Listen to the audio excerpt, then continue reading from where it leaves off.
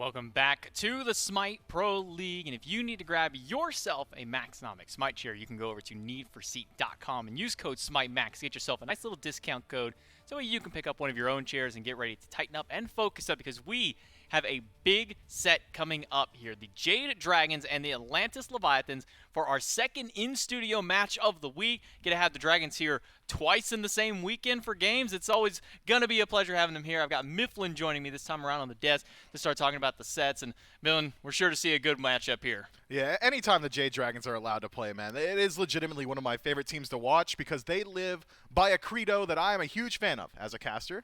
Win or lose, they try and keep it quick, and I'm a fan. Expediency is one of the best traits you can have as a team. Always being able to get nice and quick games. They had some good games against the Olympus Bolts yesterday. Now we'll see if they can test the waters against the Atlantis Leviathans and see if they can have a similar run that they got to have yesterday. That's a look at our schedule, but let's take a look at the standings one more time if you missed out to see where everybody is. And this is the reason why this is such a big set. Both these teams sitting tied for first, 2-0, 2-0s across the board for their sets. Win here puts them in first seed. A loss here puts them all the way back down in third. Yeah, anytime two teams that are undefeated get to match up against each other, right, it just feels like there's a little bit more on the line, be it bragging rights or seeding. Some people, people who are a little bit more serious than me might say seeding has the higher implication, but I think it's more so about the honor, right? You want to say you're at the top of the board and you haven't lost yet. You got to prove it here. How big are bragging rights for you, Mifflin? Just in the general scope of things, being able to have bragging rights. How much time you got? Let's go like 30 seconds at most. Okay, you know what? Let's give it like 10 seconds. Bragging rights are so important from a multitude of reasons, J-Mac. Not only is it going to boost your own morale, but your teammates' morale, but also, more importantly, hurts everybody else around you. It's not so much about self-empowerment as it is about keeping everyone around you down and below you. And I think that's the power of bragging rights. We'll see if the Jade Dragons can get some bragging rights today against the Atlantis Leviathans. And they've got a very interesting lineup that we've gotten to see in just their first set of games. The Geb got to be broken out. We got to see quite a lot of different stuff picked up just yesterday. With this is the first week with this new 3.9 patch. We even got to see Morgan Le Fay, who has kind of been widely overlooked for the last, I'd say, probably 4 or so weeks of play, being a top 3 selection here for the Dragons. Yeah, I hope that we get to hear about Morgan Le Fay in particular during the interview a little bit later on, because I think this god is incredibly strong. just a great pick, has good survivability, has amazing self-peel. I mean, I'm sure it's not a traditional movement ability, but it is, a little bit of additional movement speed, unreactable CC. Got to get it out there while I still can. But we're talking about the Jade Dragons holistically, not just Hurrywin, and they have been looking incredibly strong here in Phase 3. I think it was Panicat, actually, that said, this is the season where I'm going to buckle down and make sure we're playing well. He made a comparison to Hoodie Mello. We're getting a Hoodie Breznov. Hoodie Breznov, that's the key. So it's the hat and the hoodie kind of thing. Is the hat the comparison for his hoodie? So instead of Hoodie Mello and we get the hat for Breznov, like that's the key. Puts the hat on and that's the goal. That's the key to success, right? Yeah. That okay. Just yes. Rest of the team around him. He's got a lot of strong players around the Jade Dragons to back him up. But we're going to talk about the mind of the Jade Dragons and who's kind of behind the scenes with this team. Chilly. Take it over to Dulcin and talk to Kabam. You hear that, Kabam? You're the mind of the Jade Dragons. Yeah. Is that a title you wear with pride? No. No. No. The mind of the Jade Dragons. Well, when we do Kabam. good. When we do good. When you do well, right, Yeah. and then otherwise maybe not. So Right, Somebody it's else's somebody fault. else, yeah. Well, talk to me about yesterday. You get a 2-0 win over the Bolts. Yeah. There's some steals, some fun happens. Yeah. Viewer-wise, there's some fun that happens in that game. What are Coach Kabam's takeaways from the set yesterday? I hear my players go like, okay, I'm going to secure the objective, and then I see the enemy has stolen the other Fire team, Giant. right. And I'm just confused because usually when you communicate something, Right. you want it to be going the way it is said, and it was the opposite, It actually. didn't. So that was tricky for me, hard to navigate, really stressful.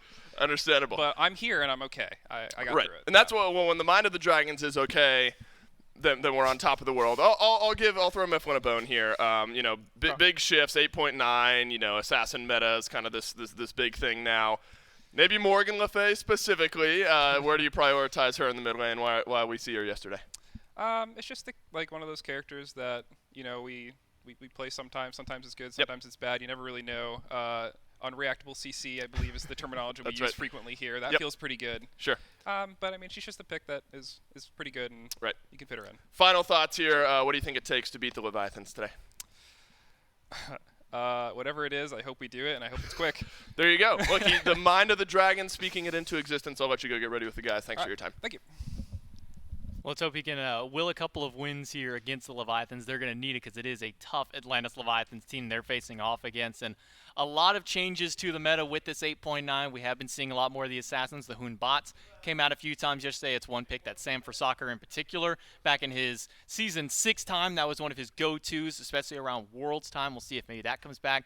But on the across the pond here for the Atlantis Leviathans, that's kind of another big set of matchups to go with. Even with the changes to the jungle, there's still a lot of other players on the team you got to look at. Shinto with a very strong god pool. The Raijin has been one of his most popular picks, and we still see that Raijin kind of be the cream of the crop for the mid lane. Yeah, but when we're talking about assassin changes, there's only one guy that comes to mind, right? And that's got to be Panatom, who has had a great run here so far in Season 8, was one of the best earning Shens that we've seen. His Osiris is incredibly strong and now has to see a little bit of adaptation now that Assassins are kind of deep inside the god pool. I mean, you already brought up Sam for Soccer's Hun bots and his ability to go towards these more standard Assassins. I think that Panatom is a player that is going to do exactly this. He was busting out the Susano before we even thought we were going to see Assassins come out, and now has been looking incredibly strong on them. This guy has a very versatile pool of gods, and I'm keeping my eye on him. I'm going to be keeping my eye on Yarkor with the solo lane. We talked to Benji last week, and he thought, maybe we're not going to see a whole lot of changes to the solo lane, but you can basically kind of count that. And I'm not going to say null and void. We are still seeing some of those same picks, but we are seeing a little bit more diversity. We got to see things like Cthulhu, Kuzenbo pop in. We saw Amaterasu in the previous set. So I'm very curious as to where this Atlantis Leviathans draft is going to fall in line with some of the new changes, not just with the Assassins coming for Panatom, but where all the other roles are going to be falling into place. Here's the thing about the Atlantis Leviathans, and it's been true about them since they were going under the moniker Sanguine. These guys play what they consider to be the best in the game. They don't hide strategies. They say, if we're picking a god, it's because it's good. And that in its own right kind of tells me whatever they're picking here today might just be reflective of the meta as a whole. So I'm really excited to see how the Atlantis Leviathans have adapted to 8.9. I mean, the Leviathans were the first ones to bring the RTO back in the meta. They said this god is good, and they made it a ban-worthy god. She's now the top banned god in the game. I think even up to right now, she is still 100% ban rate. Nobody is allowed to touch that god, and you can thank Yarkor for that. Thanks, you Yarkor. can thank everybody at home. Yeah, you can thank Yarkor for bringing the RTO back. Yeah, in your casual games, when a bear is running you down and then it turns into a druid lady who is healing her entire team, you got to believe that it's Yarkor that exposed that to the public, unleashed that evil on the world of SMITE Qs, and, well, we just got to thank him for that. Maybe you also want to thank Zapman for his veteran leadership. We get a look at him now in the player booth. Again, worth noting, this set is going to be played on LAN, so we're getting the best versions of both of these teams as we jump into P's and B's. And it is only the second time that the Jade Dragons have played in a LAN since the Season 6, if I'm not mistaken. At least this is their first time playing with Sam for Soccer this weekend as a whole new team. So a strong performance with them against the Bulls yesterday in studio. Now we get to see how they tackle the Leviathans here in studio for set number 2, game number 1. Nailed it. And immediately we get to see a Geb taken away. They saw what PBM could do on that god yesterday, and they don't want any of that today. Yeah, Geb may be banned out, but Sylvanas also stands as a similar style of play out of support and is still available. We saw Inbound have pretty good strides on that god, and he did see a minor rework inside of 8.9 rather. Now that first ability drops a pod on the ground that you can pick up based on how many enemies are affected by it, and it will remove a little bit from all of your cooldowns, not just the first ability, not just the second. All 4 of your abilities will have some of that cooldown reduced. But Khepri seems to be the flavor of the SPL right now, and the Leviathans, they're not willing to play against it. I mean, absolutely no shock seeing it with the players that have been bringing out, especially Aurora, who has been highly prioritizing that for the Tartarus Titans. Not a shock to see that he is a god taken away by just about every single team. We see 4 Guardians banned away with the RDO, Geb, Khepri, and a Yamoja on the opposite side with the Odin Hell. So still noteworthy that even with these changes, Hell is a god that players do not want to go up against, notably the Jade Dragons, who banned it in their first, they're the first pick. Typically, that's the spot that you want the Hell, but that doesn't seem to be their priority. It'll be Serket taking that one away from the Leviathans, to keeping it out of Panatom's hands, or even keeping it out of Rongyu's hands. Yeah, acts as another ban, or just a great pick for the Jade Dragons, and has good flexibility. Now that Assassins are a little bit more meta inside the jungle, Serket might see herself landing inside the jungle a little bit more often, so we'll have to keep our eyes on this Jade Dragons draft to figure out where that goddess is going. Meanwhile, on the other side, Leviathan's taking Uller inside of the first slot. I know know he saw some buffs recently, now scales up to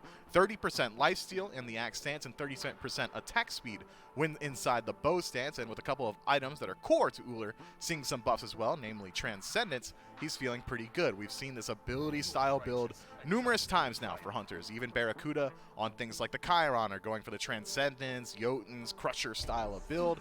Ull going to be one of the premier to use it.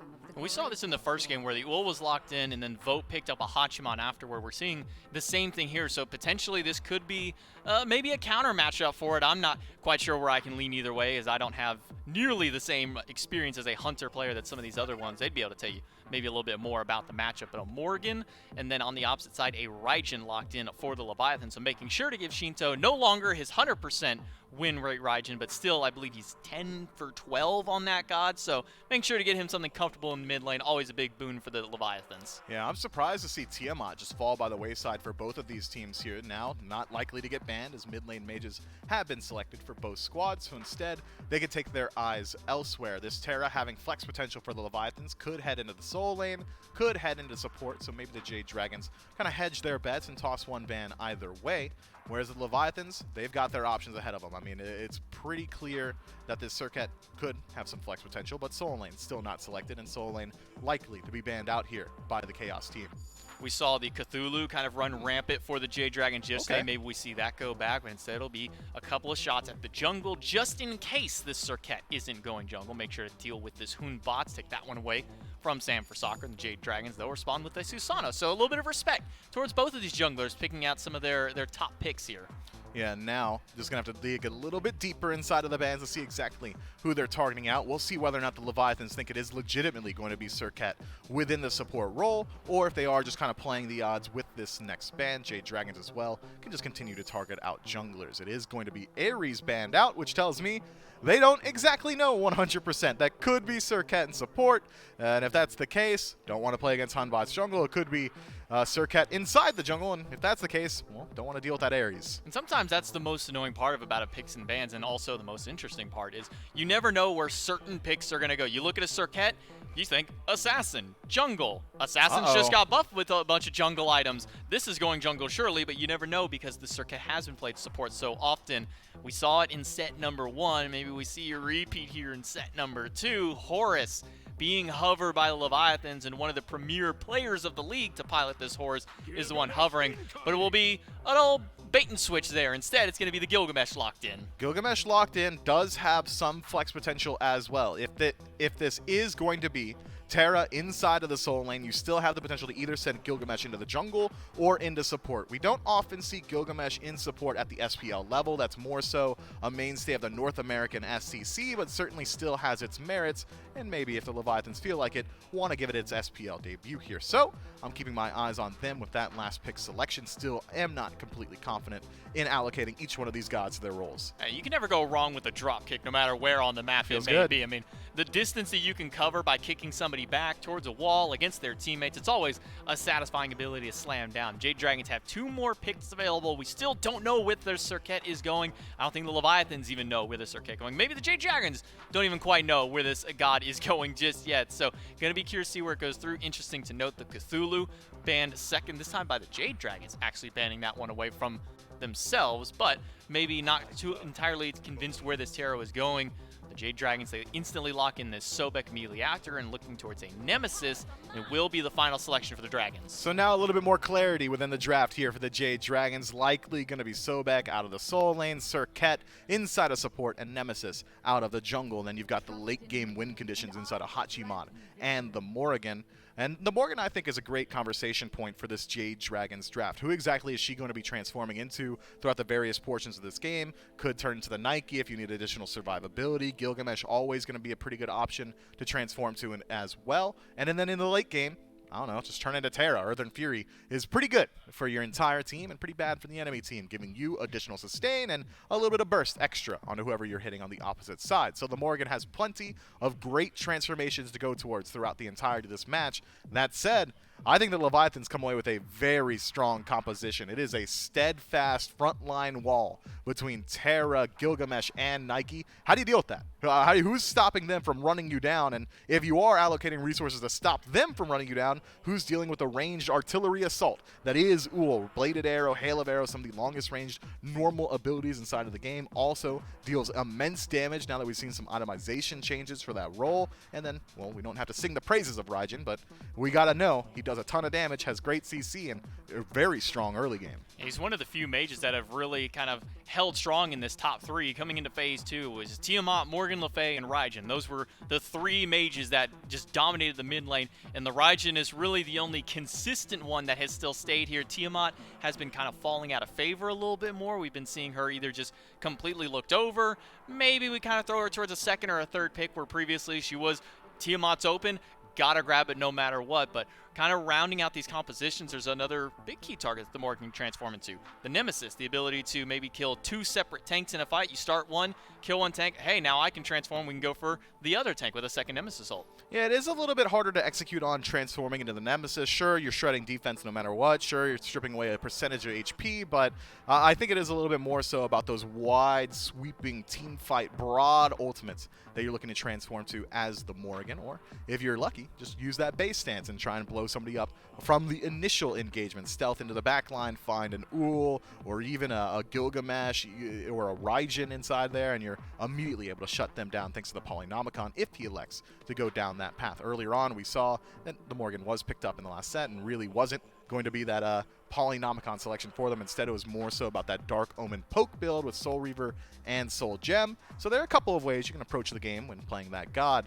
But as far as pace of the match goes, I think you got to evaluate which one of these teams has the stronger early. I'm giving that edge to the Leviathans just thanks to that Raijin out of mid, pushing them slightly over the edge. But late game scaling, I think the Jade Dragons have a very good composition for finding picks within the jungle. Not just the Morgan utilizing that stealth, but Nemesis going to win the majority of the 1v1s that she's able to find. Sobek as a very easy to execute on initiation role as well. I like both of these drafts, but I think I might give the slight edge to the Jade Dragons. Jade Dragons do have a very nice composition, a lot of nice pick potential more than anything. You get one person with a Sobek pluck, you fling them right back into a Morgan, into a Nemesis, and could very well spell Doom, and they can do that with multiple different gods. You have the Serket who can grab one, and then the Sobek who can grab another, Nemesis or a Morgan can just pick either of those ones off. The Leviathans early game, not just with the Raijin, but with the Uller, lots of lane pressure, especially as you highlighted earlier with Transcendence being buffed alongside Uller, means that his core of his build is going to get a little bit of a buff. We've been seeing Jotun's Wrath be a prominent first or second item for these Ullers, gives them a lot of lane pressure. I'm expecting a lot of boxing coming out of the duo lane. Yeah, all those Mace Tree items that got buffed generally were buffed to support the junglers, right? But Uller benefits from just about every single one. Brawler's Beatstick, additional power. Yeah, Ull likes that. Jotun's Wrath getting cheaper. Ull likes that. Crusher getting more power. Ull loves that. Well, we'll see who's going to love getting this win here. Both these teams want it, but only one can get it. Jade Dragons and Atlantis Leviathans start right now. Back in the studio we go for the Dragons and the Leviathans. It's Dolson, Gore, and Doug for Game 1, Game 2, and potentially Game 3. If we have it our way, we're going all 3 because these two teams very close-knit in the standings, both of them undefeated, looking to move themselves on up for sole possession of first place. And Gore, there's such an interesting stat. I talked to PBM about it yesterday. I guess I hadn't ever really contextualized this. Since Sam has joined the team, every single game this team has played up to this weekend has been online. Yeah. This is the first time this roster is, and that is wild for me to, and that probably is the case for a lot of these teams that had different rosters last year. You come into this year, you're just now playing in studio with your teammates for the first time. And the Jade Dragons didn't skip a beat. Yeah, I mean, for the first time in almost 2 years for a lot of these guys, it's the first time that they've been on LAN, period.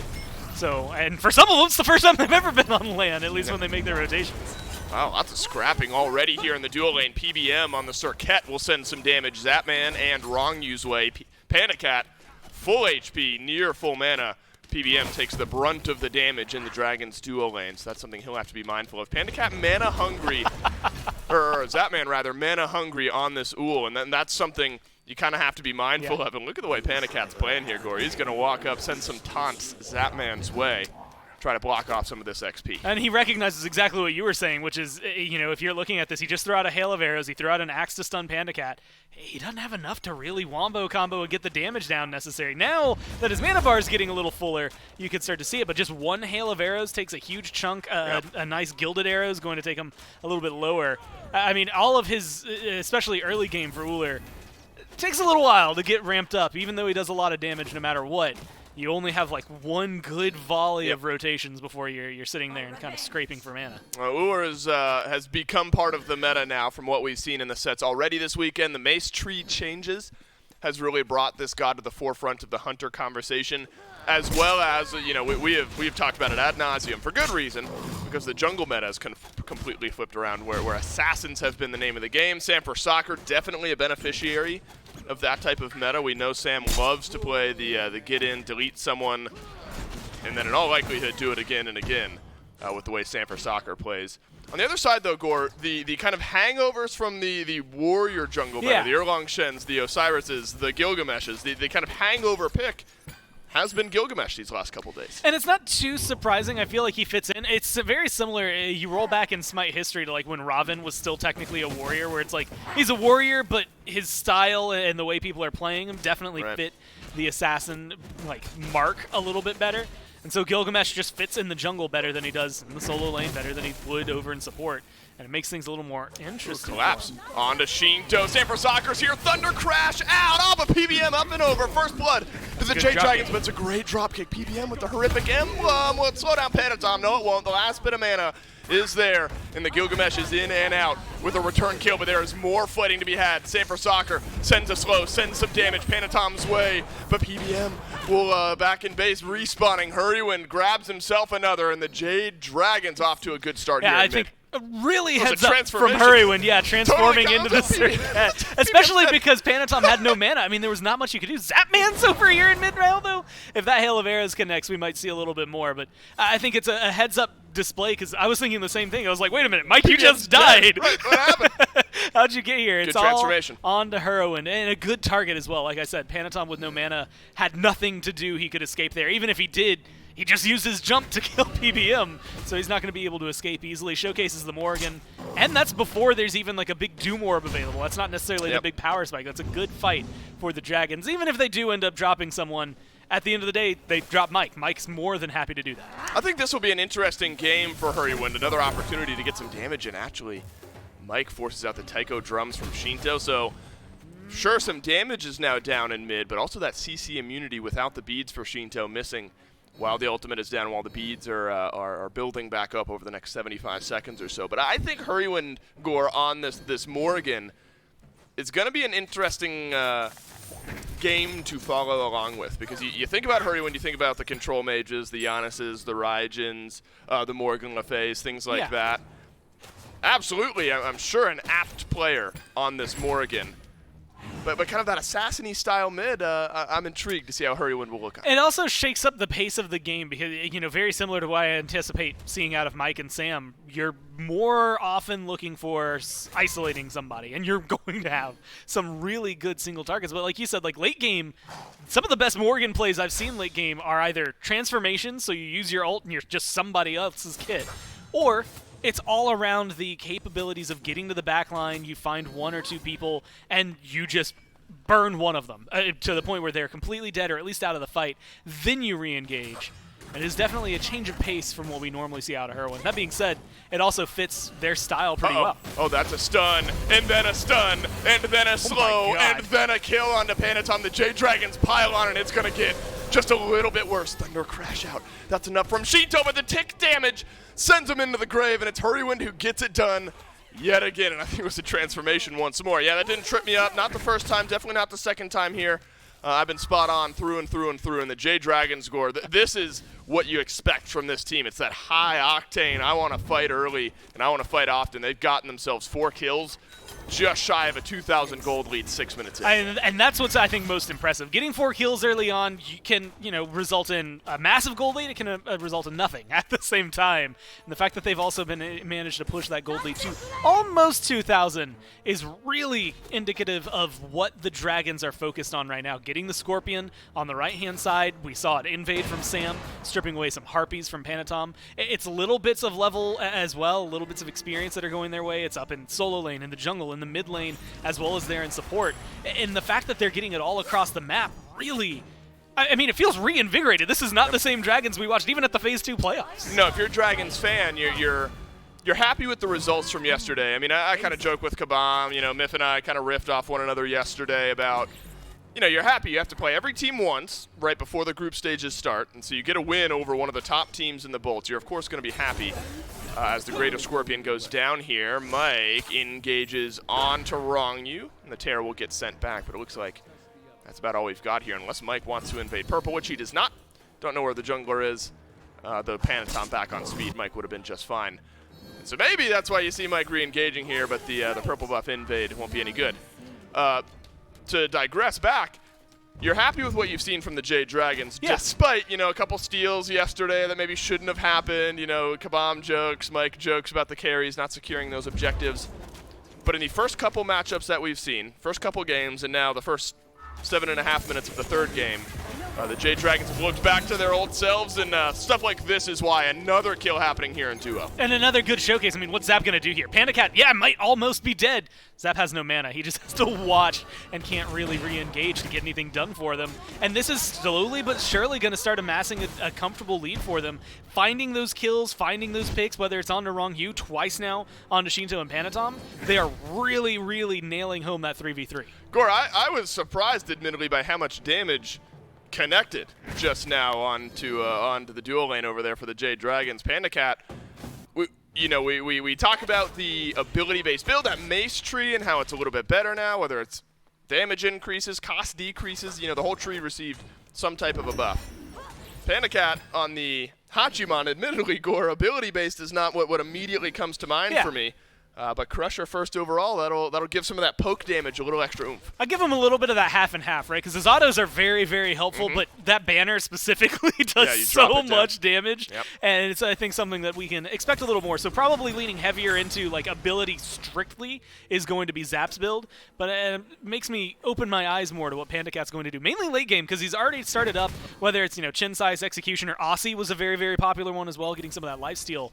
That's going to be big. But, I mean, look at that, 273 damage. A huge burst to start a fight with for Pandacat up against just another Hunter. Uh-oh, Zapman could get jumped on again, but Zapman will jump out, has his beads, luckily able to hold on to those. Bumba's Dagger has been the not only the jungle pickup for a lot of the junglers that we've seen recently, Gore, but the Hunters as well. And later on in the game, those transformations, the upgrades have felt pretty good on the Hunters that we've seen here. I wonder if the Jade Dragons look towards Gold Fury or maybe another pick. Rongyu has no chance. God. Incredible stun. Fantastic from Rongyu there, but unfortunately didn't stand much of a chance. The collapse in so quick from the Jade Dragons. And now Rongyu down for the second time this game. Can you get something done on the other side of the map? Final K dashes out of the slow and then lurking in the waters.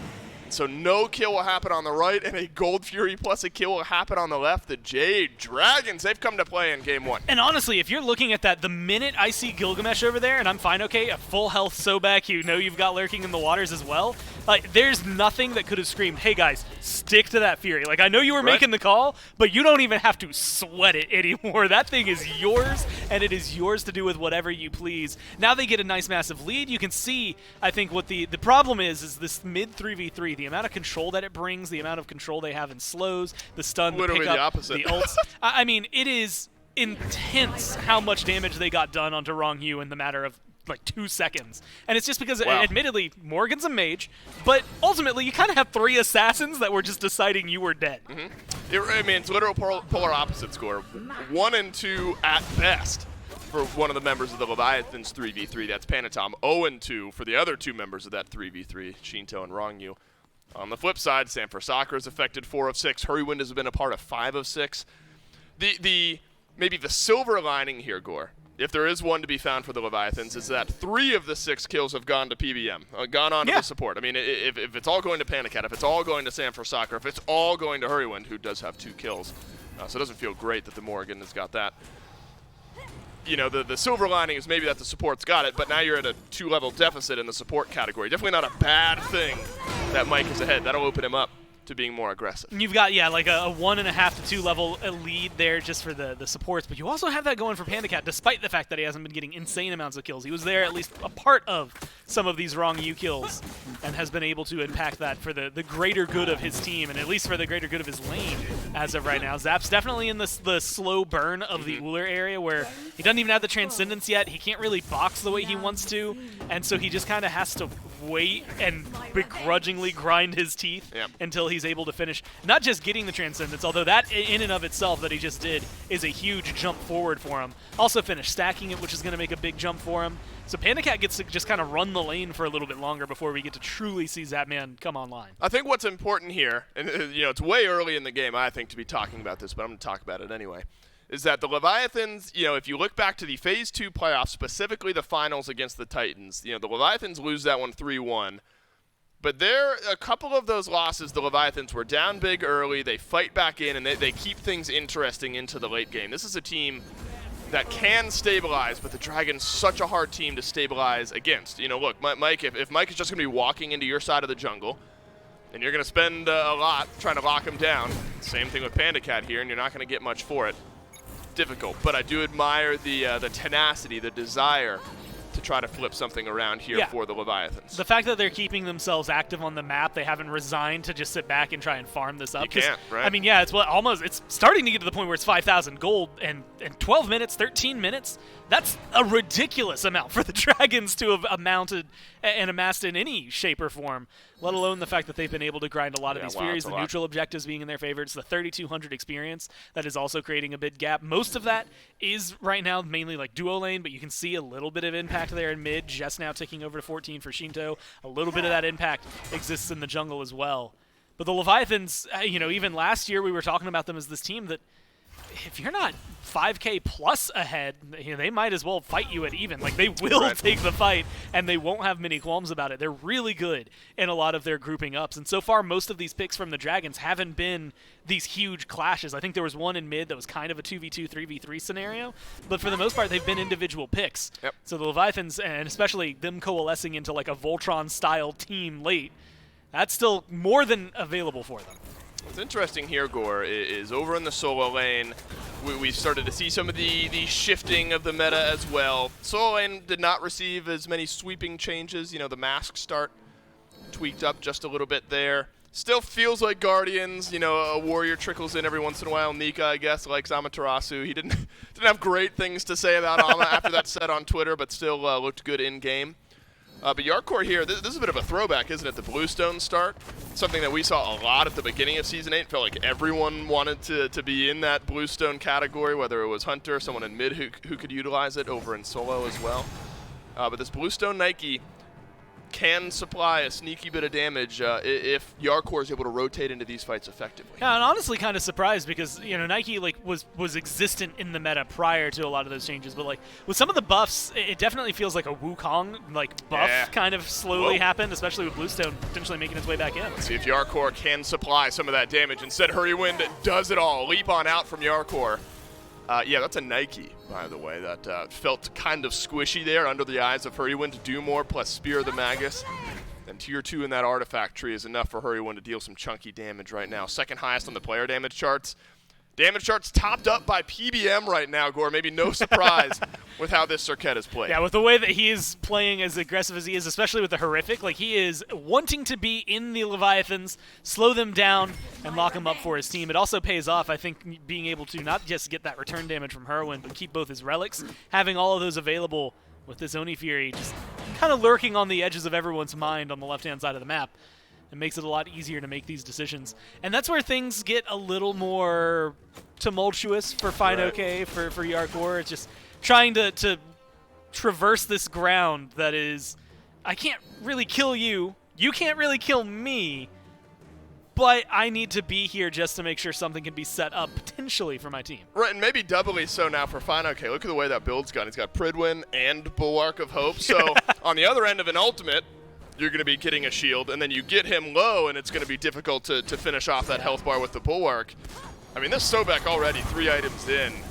It's just going to be annoying to deal with, and then he's got some of that tick damage pulsing out there as well. Oni Fury started up. This time the Leviathans on the left side of the map. Hurrywind over on the left, though. He'll transform into the Nike. Leaping in is Hurrywind, and the collapse is here from the Jade Dragons. Tycho Drums doing so much in the backline. And that Shinto, PBM has been left alone. PandaCat dueling it out with Yarkor, and Yarkor wins that one. Shinto gets another kill on a PBM on the backside of the fight as Final-K trying to chase one down. It's a split-up fight from the Dragons, and the Leviathans better off for it. 3 for none. I mean, we talk about it every time we watch them play, but sometimes it still surprises you when it happens. They get a 5-on-5, and guess who comes out on top? It's the team that was trailing by about 5K gold, a team that had virtually no kills at the beginning of that one. It's just because they group up so well. And you had highlighted it. You get the transformation into the Nike, good slows from Hurrywind, but at the end of the day, you got great slows from Yarkor, but better damage from Shinto than what we got to see out of the opposing mid lane. Hurrywind kind of fall a little short there versus what those Tycho Drums were able to accomplish. I think 0-2 for Shinto earlier is now 2-2. So able to pick up some very big kills for his team. You also have a nice turnaround thanks to Panatom, Wrong Yu being able to survive it. Just everything about that fight for the Leviathans felt like it was a step up, and it's because they rely so heavily on each other and play so well with each other. And I think they were able to kind of pick apart and pull apart. It also helped that Final-K was diving a tier 2 for whatever reason. Right. There was a little bit of disjointed nature from the Dragons that really led into it. Yeah, Shinto now at 2,900 damage. If you're searching for him, Shinto's second to last on the damage charts. Granted, the game I don't think has been scripted for Shinto to find a lot of damage early. I think the majority of that 2,900 coming in that last fight. And that's something you have to be careful of with this Raijin. The Chronos Pendant plus the Soul Gem feels good to start, but now he's got Soul Reaver. That's a massive pivot here in this game. But on the other side, Gore, there's a big power spike for Hurrywind as well with the Rod of Tahuti.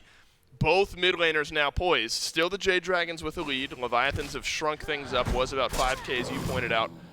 Closer to 2K now. XP actually in favor of the Leviathans. Yeah, that's a huge drop. Big old swing in the XP department.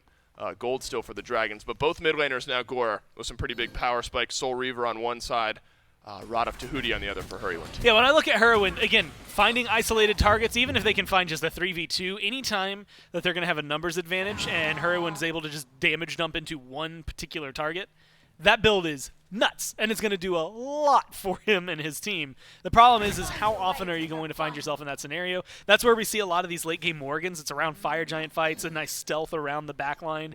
All of a sudden you blow up, in this case it'd be Zapman, Shinto, somebody on the Leviathans. Probably not Wrong Yu.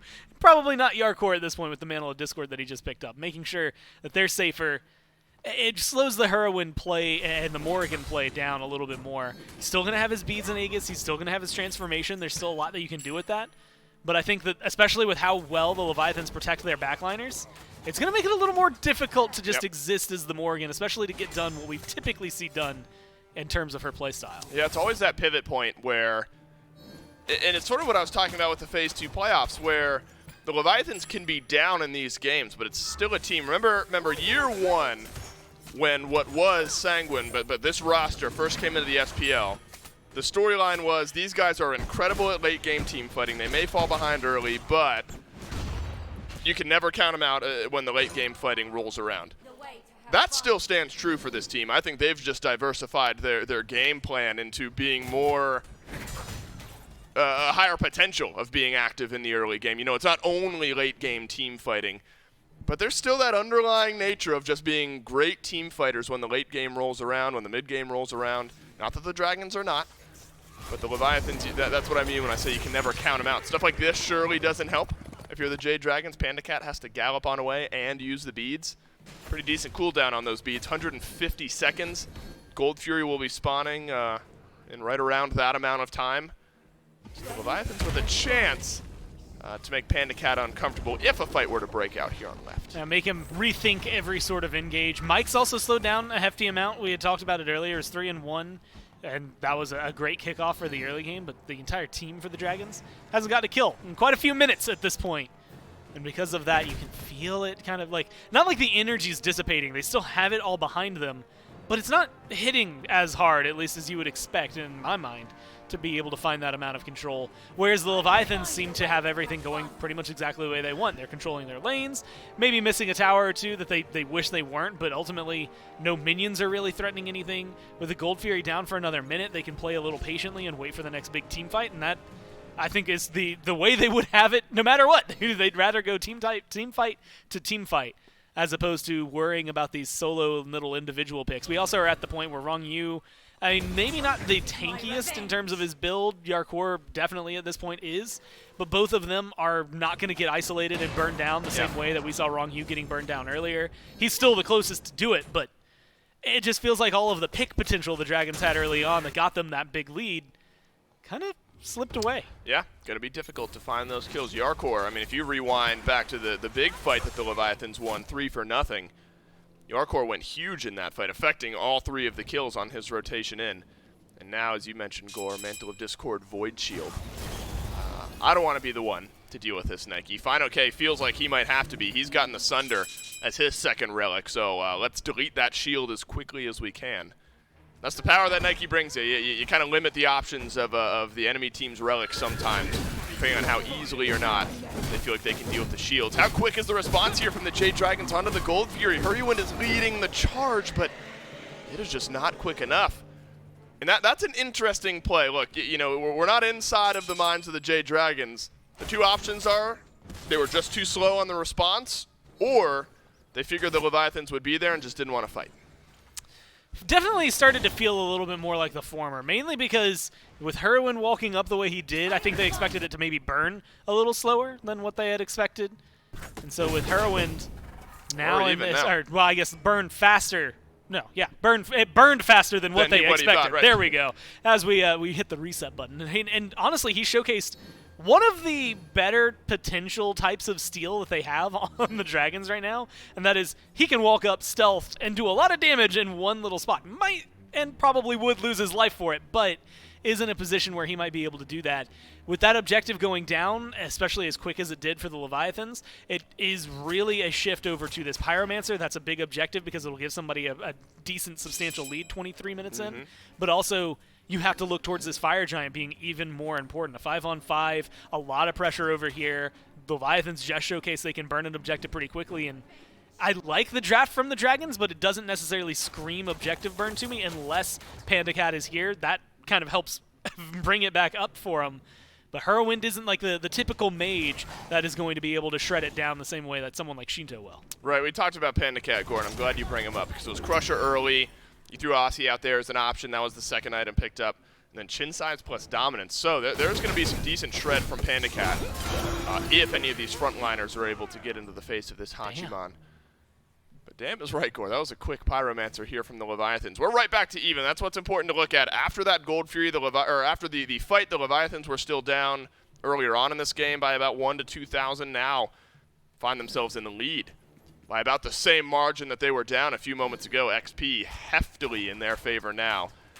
And as I was mentioning earlier, if you're a Dragons fan, you're happy with the way that the Dragons showed up early in this game.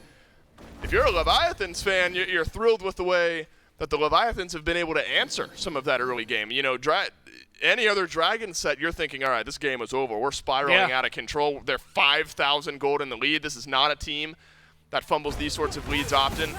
Leviathans don't give up, and now they've got a chance to open things up with a pick onto Polar Bear Mike. If nothing else, Serket has to leave the fight for the time being. Fine-OK takes a whole lot of damage from Zapman there. That one brought to you by Titan's Bane. Yep.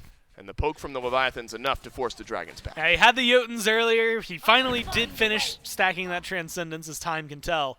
But then it gets a Crusher and a Titan's Bane afterward. Like, good luck being tanky in this game. You're not going to feel it. And we were even talking about it earlier. I mean, Fine-OK, with a build like this, is typically a build that is going to at least allow you to survive a little bit longer.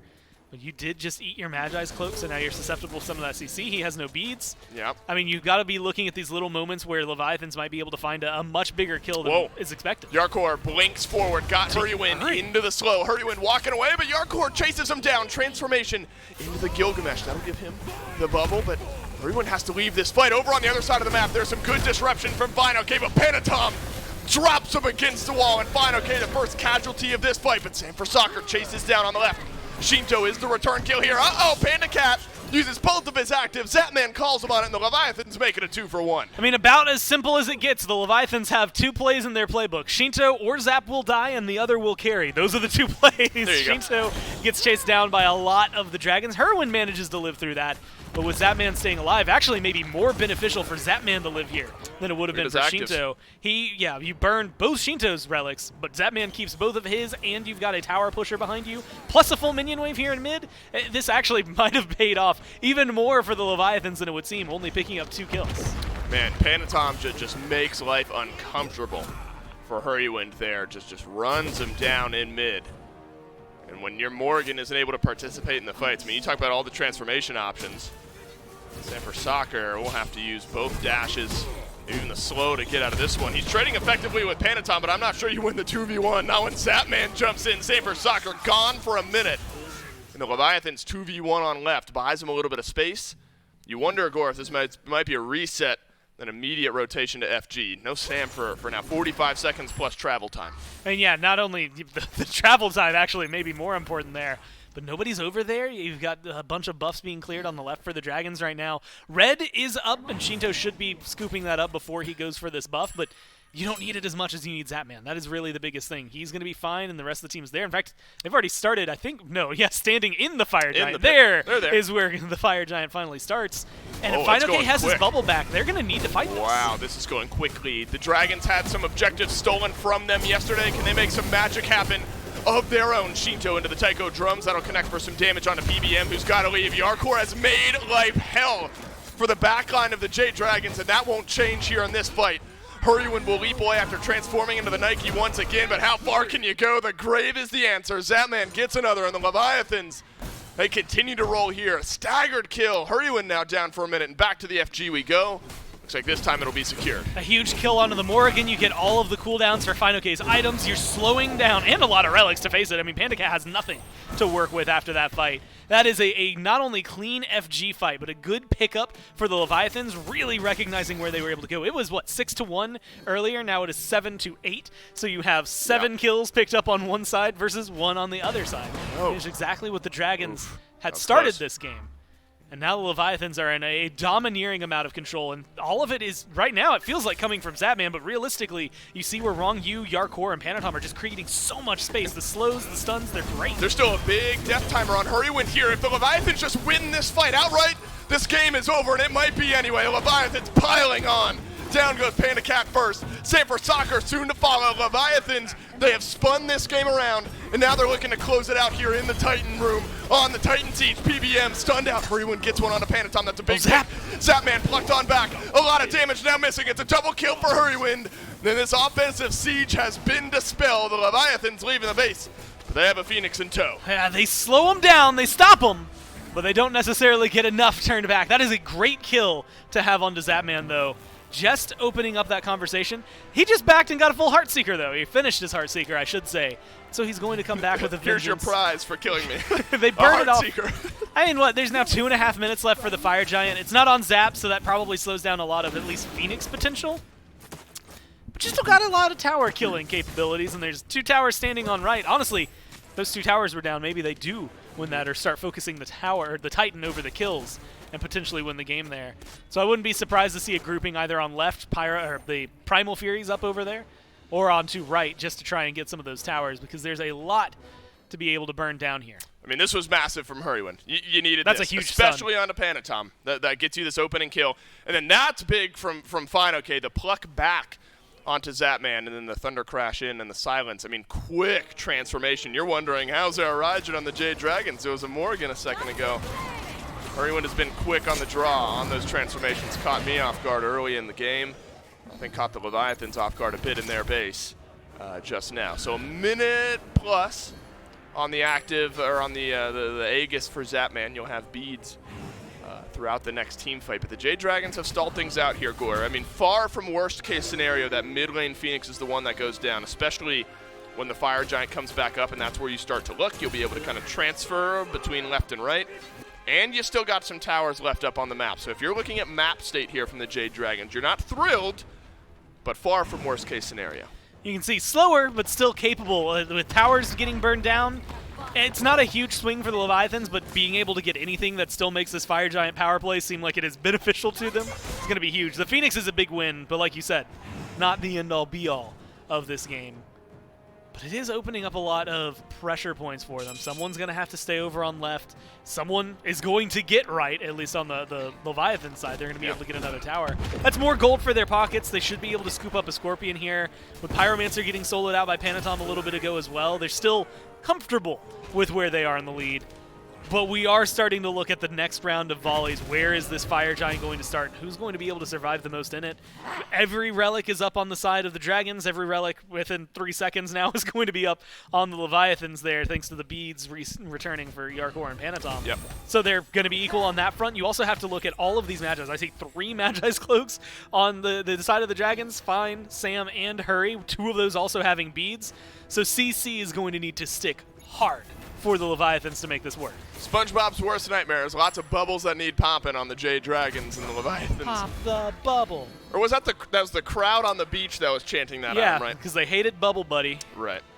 Oh no, so I was right. SpongeBob didn't want to do it. Yeah. All right, that tracks, and that's a good job for me. We'll go to this next Fire Giant. This one enhanced.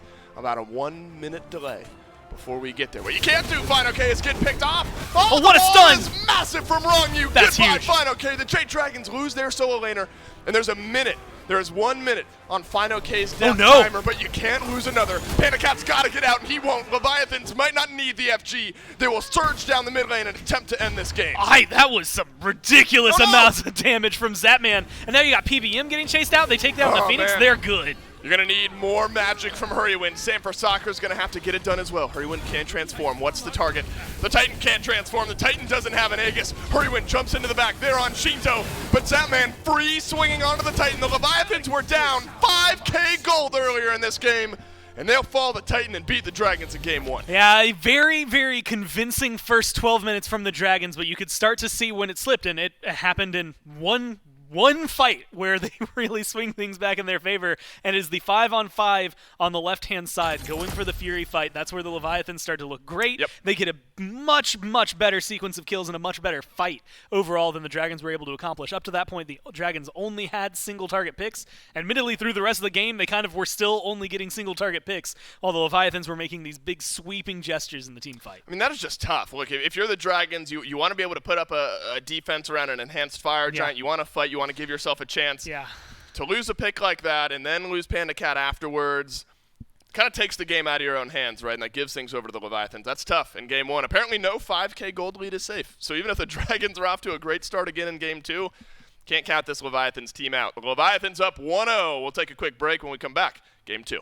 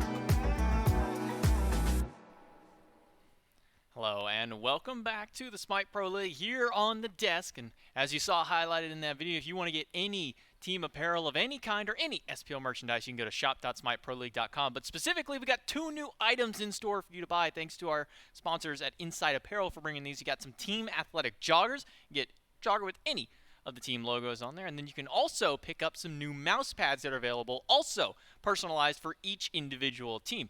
Gormizer and I were talking about how irresponsible it would be to buy all of them. Well, if you got about $240 sitting around, you can buy one of every single team. Otherwise, you can get it for $29.99 on there. I had to look up just because I was curious. You can get any of the teams available, the Dragons, Leviathans. Leviathans one. Man, every time I see a new one, I'm like, man, that's such a sick-looking mouse pad. Maybe I should get that one. Now I'd see another one. I'm like, okay, maybe I get that one. There's no way I'll be able to buy all 8. But if you want to buy all 8, go for it. Shop.smiteproleague.com is your place to shop all things for the SMITE Pro League. As far as any of that merchandise goes, J. Mac Tucker and Mifflin joining me to break down game number 1. And the Dragons, they started out with the ball in their court, and they were running away with it. 5, almost 6,000 gold they got up, and then they just kind of rolled over, and the Leviathans just took the game right from under them. Yeah, it felt like there was a distinct point in this game where the Jade Dragons did have an advantage, right? I mean, we talked about it during the initial P's and B's. It was a very strong picked-based composition, and they utilized that properly for the first 15 or so minutes of this game, established themselves a very large lead, and then one fight kind of goes south for them. The Leviathans were able to equalize, as Dolson said during the cast, and from there, it felt like all the wind was out of the Jade Dragon sails, and the Leviathans, ever the opportunistic team, see, okay, well, they're not pushing their lead anymore. That's an opportunity for us to go ahead and try and get proactive on the map, and they do so masterfully, netting themselves a late mid-game advantage, and then inside the late game proper, their team fight was just superior. And the objective play, what started out for the Jade Dragons, it felt like they didn't even attempt to make any efforts at the future objectives. You saw them try and walk up to Fire Giant, and really that's about it, is they tried to walk up to the Fire Giant, and the Leviathans pushed them back, and there was nothing further that could be done. Zapman on this Ull, slamming some big numbers. Again, all those buffs to the assassin items only makes Uller a little bit better, or maybe a lot better here. A 9.0 KDA to end game number 1 for Zapman. Gotta feel happy for this carry. Yeah, 6, 1, and 6. So strong was Zapman, and he legitimately makes me want to go home and like play some Ull. This guy just looks incredibly fun right now. If you guys are wondering, oh, I don't know how to play Ull, I don't know what the build should be, just go for exactly what you're seeing on the screen right now. That seems to be the tried and true standard for everyone in the SPL that has been piloting this god in a post 8.9 world. But the Leviathans, at the end of the day, do come out ahead inside of this one. Great team fighting, good communication, great control around the neutral objectives, nets them a game 1 victory. But the Jade Dragons are not a team that's going to make it easy for you. I think game 2 is going to be just as contentious. Jade Dragons no stranger to taking teams to game number 3, especially against teams like the Bolts, where they've played gone the most games. All the distance. Yeah, they are. They are the team. I don't remember if they were tied or if they were just a couple of games over the next in line for most games played throughout all of the SPL so far this year. So Jade Dragons, no stranger to the longer sets, no stranger to the longer games. They've even had some of the longest and shortest games out of the SPL. So we'll see what game 2 looks like for the Dragons. You know, I talked to Kabam in that interview and said, what is it going to take to defeat the Leviathans? And he said he didn't know. Well, they might need to find out a little sooner because game 2 is right around the corner. Yeah, he said, hopefully, whatever it is, we've got it. And Kabam, that time, game 1, did not have it for the rest of the Jade Dragons. But I think that game 1, if we're just having a little bit of fun, you could boil it down to Zapman's internal passive. The actual player, I'm talking about Steven, not the play on field. When he is put in a situation where the game's like 30 or so minutes in, that triggers his passive, and he becomes so hard to put down within these fights. So why not, if you're the Jade Dragons, try and keep up that quick pace that we saw in game 1, but this time utilize that lead a little bit further on. I think that the Jade Dragons legitimately don't even necessarily need to change too much within their draft. They had control of game 1. They were dominating the early game, and generally that could lead to a very fast match. So if the Jade Dragons don't fumble and they want to go back towards the exact same draft, I will not fault them. Well, let's see what they do here in game number 2. Very similar bands coming from the Leviathans and the Dragons. You got the RDO Hell, as well as a Khepri and Geb. So the Leviathans still do not want Polar Bear Mike to have this Geb. He had a great performance on it against the Bolts yesterday, so no surprise seeing that it's getting taken away. And the change to his ultimate seems to have been for the better. It seems a lot of these players are enjoying the extra damage that you get. Sure, the percentage value late game may not be as much. You know, it goes from the, like 30-something% that it dealt now down to 15, but that flat value that you get maybe makes it a little bit more valuable at trying to kill some of these carries late game. Yeah, it's just a much more consistent tool nowadays. I know that it went up to upwards of 35% HP of current HP reduced. Now it only stacks to 15%. It's the base damage that scales with levels, and that means that you're allowed to initiate fights a little bit later. Very often, Gavs would hold on to Cataclysm a little bit later into the team fight. They're hitting people that are already around 60 or 50% HP, so you're not getting a whole lot of value from that HP shred. Now that it has base damage, not only are you able to kill people, but you've also got a consistent source of damage inside of these team fights a little bit more often. Interesting ban, and Uhl being banned out by the Leviathans. And one of the situations where we see a team that looks really good on a god in game number 1, they swap from second pick to first pick and they ban it because that's not their priority to pick up immediately. Some teams have been prioritizing Uhlr as a first pick, but the Leviathans not doing so and not wanting to give that one over to the Jade Dragons, not wanting to give Panda Cat something comfortable. So they ban it away, pick up a Terra for their first god, and the Jade Dragons immediately respond with an Odin and a Raijin locked in for themselves. So taking one away from Shinto and then picking up that Odin to try and deal with this healing from the Terra. Yeah, the Terra is going to have great flex potential. Again, has the potential to head over into solo or into support. So the Leviathan's going to keep the Jade Dragons guessing on the draft, at least until we see a couple more picks roll through. Whereas the Jade Dragons, as you highlight, take a great pick inside of Odin that will deal with some of that healing from the Terra, but Earthen Fury is a little bit hard to lock down. If they leap out of the cage, they will benefit from the burst heal of Terra's ultimate regardless, but maybe more so, Odin just legitimately an incredibly strong pick here in Season 8. He forces the opposition to change their playstyle. Ring of Spears is such a dominant ability inside the team fight that it shifts up how you draft. You want to get some gods that can escape the cage. It shifts up how you approach the team fight, which cooldowns you're going for. It even forces occasionally a look towards the relics. Phantom has been a good answer towards the Odin in the past, and Jade Dragons also netting themselves a Raijin, find good early game pressure out of mid. The immediate answer back from the Leviathans is a King Arthur, who we haven't gotten to see very often in quite some time. It feels like we've gotten to see King Arthur surge into the battleground, and then a Tiamat as a response to the Raijin. So this is the interesting dynamic we've seen with these mid lane mages, where Tiamat, normally #1 pick, always grab it. She's available, grab that instantly. Now we're seeing her kind of fall back a little bit more, even in some games completely ignored, where this Raijin is still seemingly one of the top priorities for the mages. And then the Jade Dragons get to round out their top 3 with an Ares, which was banned away from PBM in game number 1 by the Leviathans in the second phase. Seeing this Ares locked in very early here, how you feeling about it? I think it's already got some great matchups. I mean, into the Tiamat, being able to stop her from switch dancing feels pretty awesome for the Ares. That cripple going to stop her from utilizing that leap. And the same could be said of Terra. It's very telegraphed when Terra wants to use that dash to initiate a fight. If the 3's coming out in the middle of your entire team, just chain her. If she's dropping her 2, probably just want to chain her, so she can't utilize all of her kit. And if that's the case, Ares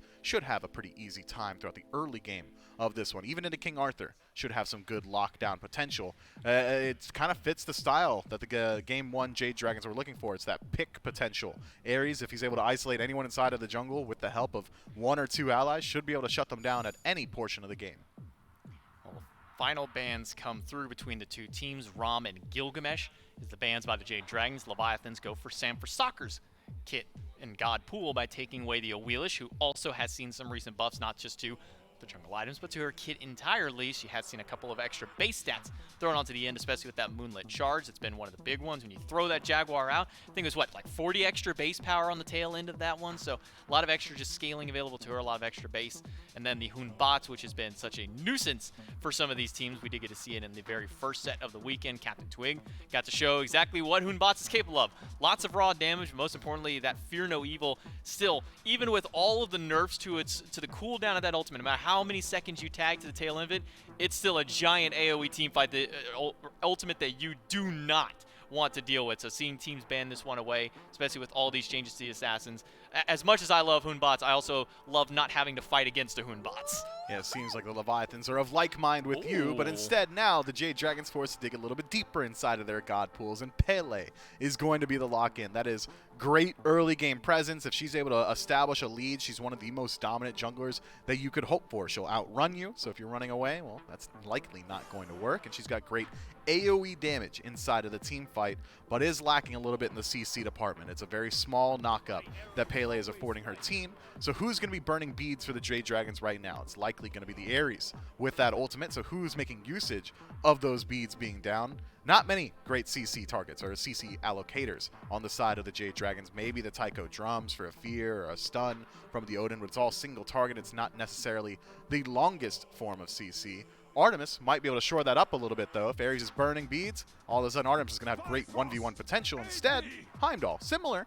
It's only single target CC from Heimdall with Through the Realms, but at least something to help out your team. It's maybe a little bit more guaranteed compared to, so you take an Odin Spear, you say, okay, maybe I can just live through this. It's only, what, like second and a half, but Heimdall takes you out of the fight for multiple seconds. It's something that if you don't beads, you are completely missing from the fight. It's like a Kumbhakarn ult or a Naja ult. You're taking somebody out of the fight, but with the difference with that on the Heimdall compared to like the Naja, the Heimdall is still there, still fighting them, so it makes it an immediate 5v4. So making sure to have that will guarantee essentially a set of beads against any of the carries. The tanks may not have to worry too much about it, but then it does come down to where is the rest of the beads burned for this Ares. You look on the opposite side, normally it's in that same similar light of the Ares with Daji here, is who's going to be getting the beads. Is it Daji getting the beads so that King Arthur and Terra can move forward, or is it King Arthur and Terra getting the beads so the Daji can push in? Hey, I like the Daji with the composition that the Leviathans have built. Yeah, I think the Leviathans have done a great job of making sure that if beads are burned, they've got great people to make usage of that. As you highlighted, sure, if Daji's burning beads with a Powwow,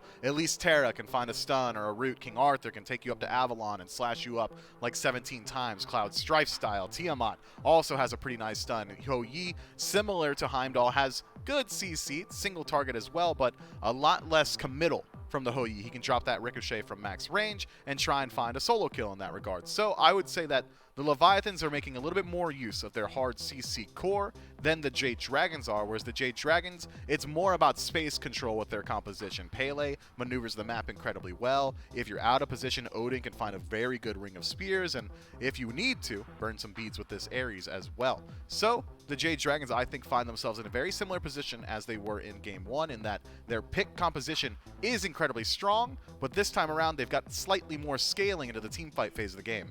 One of the things I'm looking forward to is to see if Zatman can get another of those crazy ricochet kills that we saw under tower against Emily2. Maybe we see a little bit of shades of that back here in this game against the Jade Dragons, though. It's not very often you get to see a triple bounce, not just connect, but a triple bounce actually get the kill off the tail end of it, and can do a lot of damage. And with all the extra damage that's been coming through for some of these Hunter builds, Jotun's Wrath has been very potent for a lot of these Hunters. We've been seeing a lot of them actually pick this up, no matter if they're going towards a little bit more attack speed oriented or if they're just going for that raw power. So I'm very, very excited to see this matchup in the duo lane. You have this Terra Ho Yi going up against the Heimdall and the Ares, who you kind of given that 2v2 favor towards.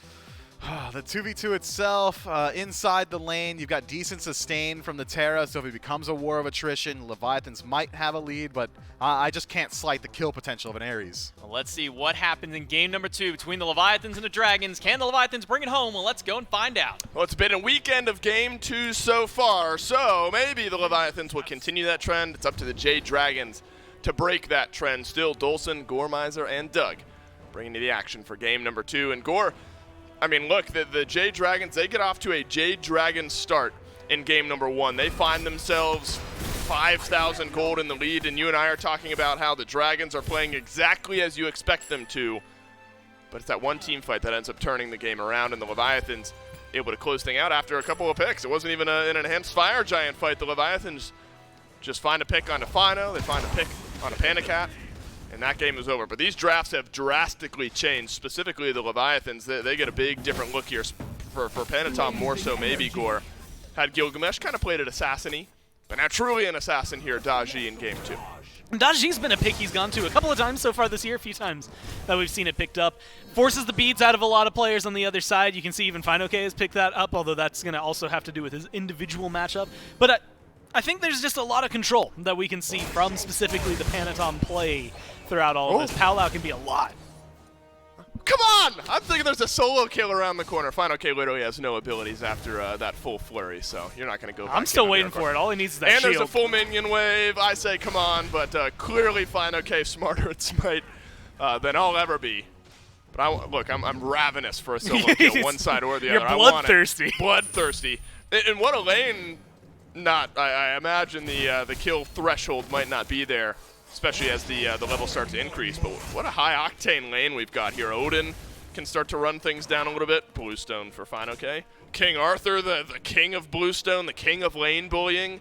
For Yarkor on the other side, I mean, both solo laners, Gore, have the ability to have similar impacts on these team fights.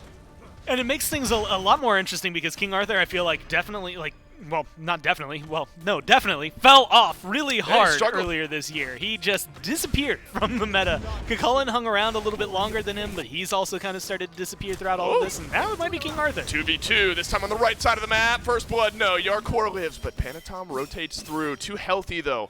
Our fine okay in Sam for Soccer. Blue buff, how's the timer looking? Well, it's up here shortly. The Leviathans might get invaded. The body blocks are perfect from PandaCat, maybe intended or not, but they were there. Now PBM blinks back through. Is there jungle help here? No. But he gets the chains onto Zapman. Rongyu steps forward, gets the root onto PBM. We are playing with fire all over the map. It is a blue buff invade, and this one good from Fine OK. Or knows, maybe still knows. Picked up from Yarkor. Fine OK had his existing blue buff. All right, so somehow he's able to save his own blue buff, and that'll help out that King Arthur in lane. Look, all I gotta say is Mike and PandaCat need to play carefully early on because I've seen too many triple bounces from Zapman in the last few weeks, or at least last few Hu-Yi games that he has played in the SBL. I get too timid. If I'm that low, I do not want to go anywhere near a wall for him. He's going to be able to get those bounces somehow, some way. But it seems like they've been able to balance off just right, and you had mentioned it over there on the right-hand lane. Yarkor manages to balance everything out just right. And so far, nobody's been able to take a massive advantage. That purple buff invade maybe spreading more good luck towards the Leviathans than anything else we've really got to see out of them so far. Again, just really good pickups and really good presence of mind. But it showcases you have to keep your eyes on this Pele, a popular pick for Sam that hasn't been as successful. Panatom's walking in. PandaCat has beads. Polar Bear Mike does not. Oh you might not even need Panatom, but there surely is first blood around the corner, and there is, and it's Rongyu who grabs it. And Panatom, there or not, looked like a first blood for the Leviathans. Bit of an overstay from PBM.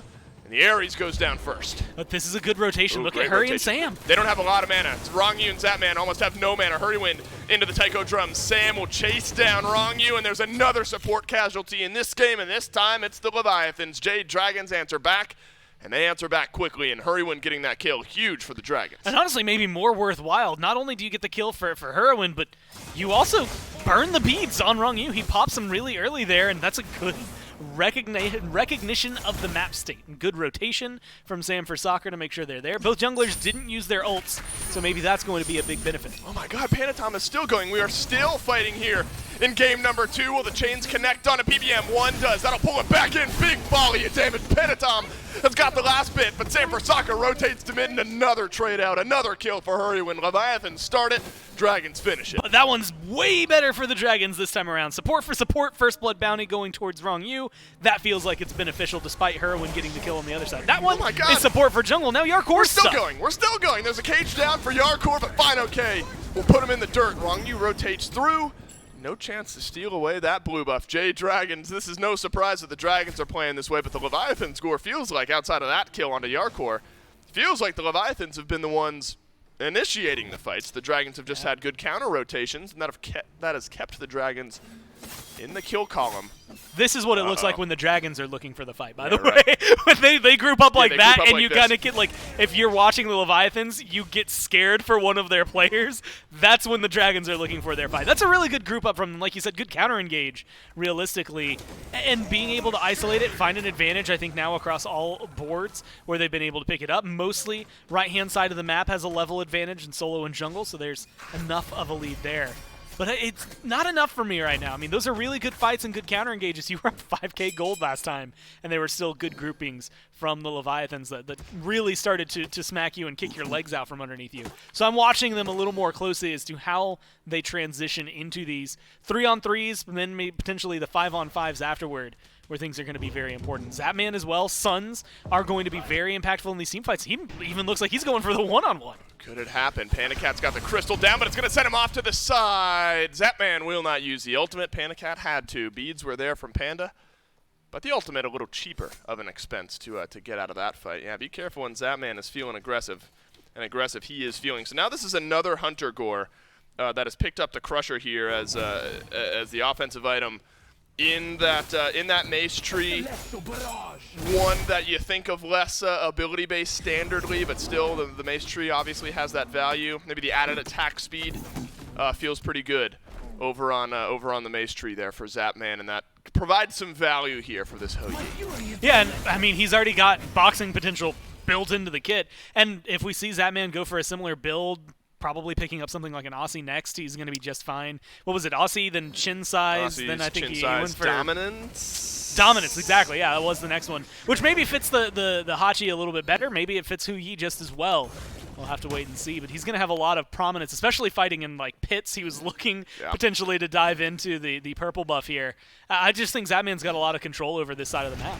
Yeah, you think Gore, he's dueling with the enemy mid laner. Suns go down, and they're on top of Hurry win. 1v1, it's good. Zapman stands strong. Red buff invade by the wayside. Polar Bear Mike now going to get run down. Will the chains be good? Yes, they will. 2 pulled in. PBM gets 1, but Zapman with the ricochet has got another. Up into the pal. Out goes Panatom. Zapman looking for 3, but Shinto's got it instead. Panda Cat connects with Wrong You on the ultimate, takes the Crystalon out. Leviathans win another big one. They get a lot of beads burned on the other side, but Panatom's not done. He blinks forward. He's going to have the dash. He might get the kill here as well, and that is a huge swing for the Leviathans, and one that admittedly was kind of a 5-on-5, but not maybe the way you would have expected it. Really good individual picks from left to right to left. Like 1 by 1. Like it was like 1 Gonna versus kill you, 1, and then plus 1 plus 1 plus 1 plus 1. Like it wasn't a full 5-on-5 at the start. Solo laners, I guess, didn't participate, so it was a 4v4 at its core. But my goodness, the Leviathans. Gore, this is catching me off guard now. I have not seen the Leviathans play this early game aggressive in a little while. Maybe you don't have the chance to in game 1 because the Dragons are just kind of running it at you.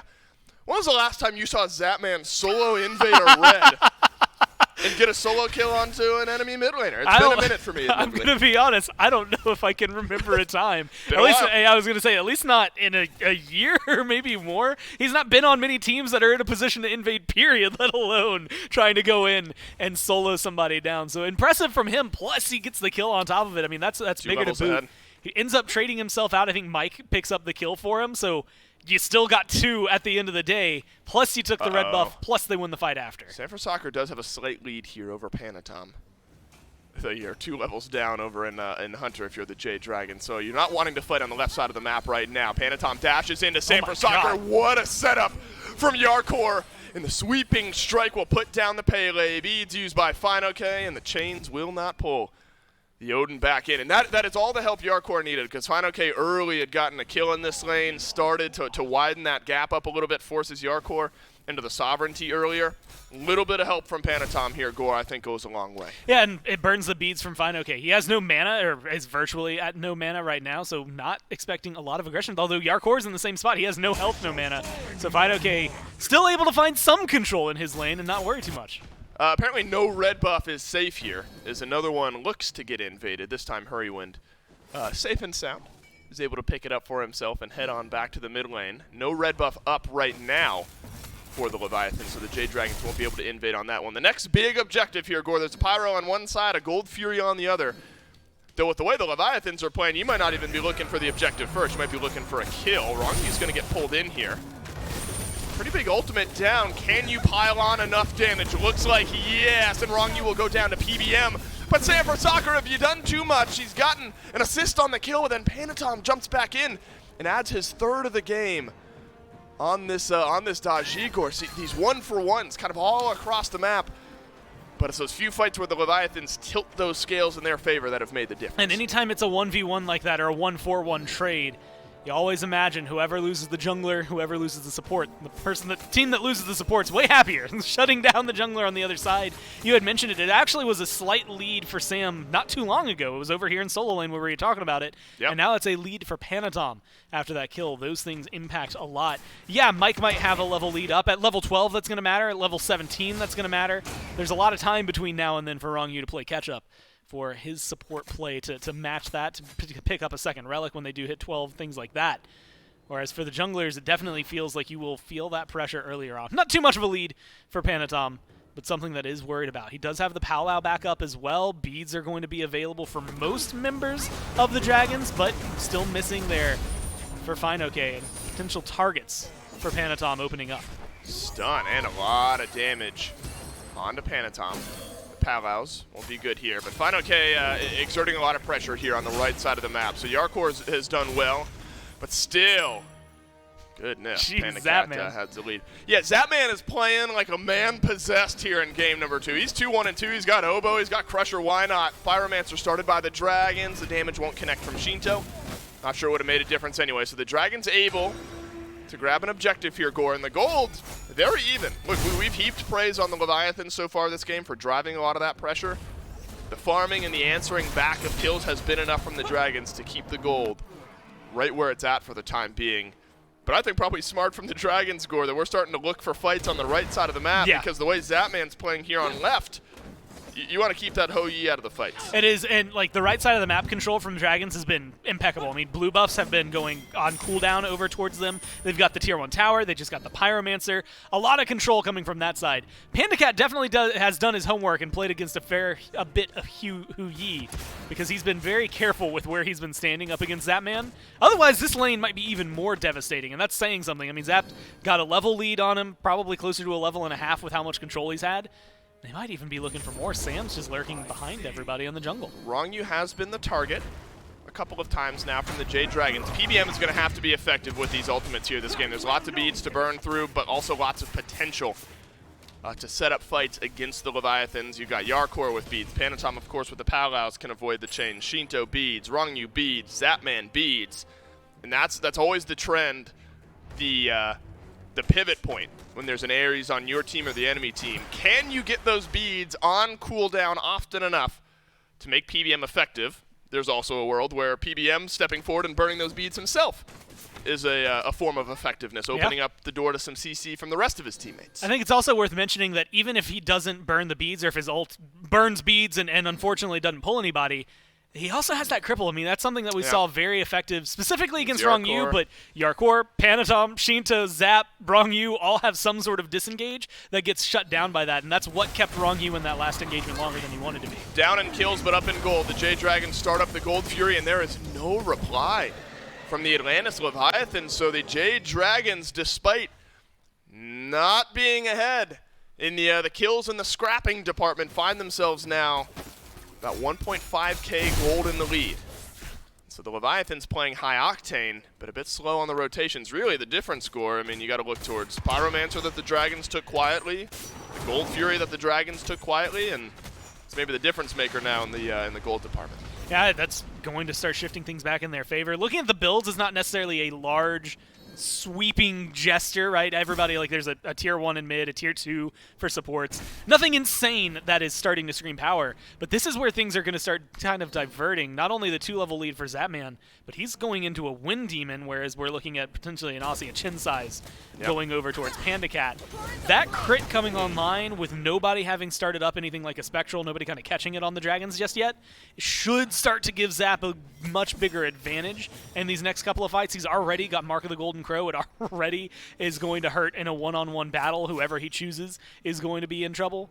But now you add that into a mix with a Powwow pulling somebody in, all of a sudden these crits are going to be very important, I think, for Zapman moving forward, especially in one-on-ones with Panda. And these team fights as they group up with the Fury just taking Pyromancer down. Fire Giant's the only neutral objective. I kind of anticipate them to just sit back and farm for a little bit. Yeah, and looking at build score, I mean, kind of standard from what we've expected over in the mid lane. Zapman has been aggressing on fights here recently. Will he survive this one? Gonna be tough. Chains out from PBM. Zap gets pulled back in.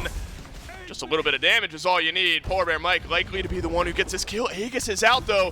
Forces Sam for Soccer to dash on through. Now Panatom rotates in. Sees PandaCat down on the ground, who will use the beads. Couple other chains connect as well. Panatom now under threat. He'll have to dash away. Thunder Crash forward from Hurrywin is the damage there. Not onto Panatom, but it might be good onto stun. Wrong-Yu. Fine-OK gets a stun. Onto Wrong-Yu, locks him into the cage, but Wrong-Yu will walk on out. Phantom pickup. Good use of that from the Leviathan support. Shinto getting burned away here as well.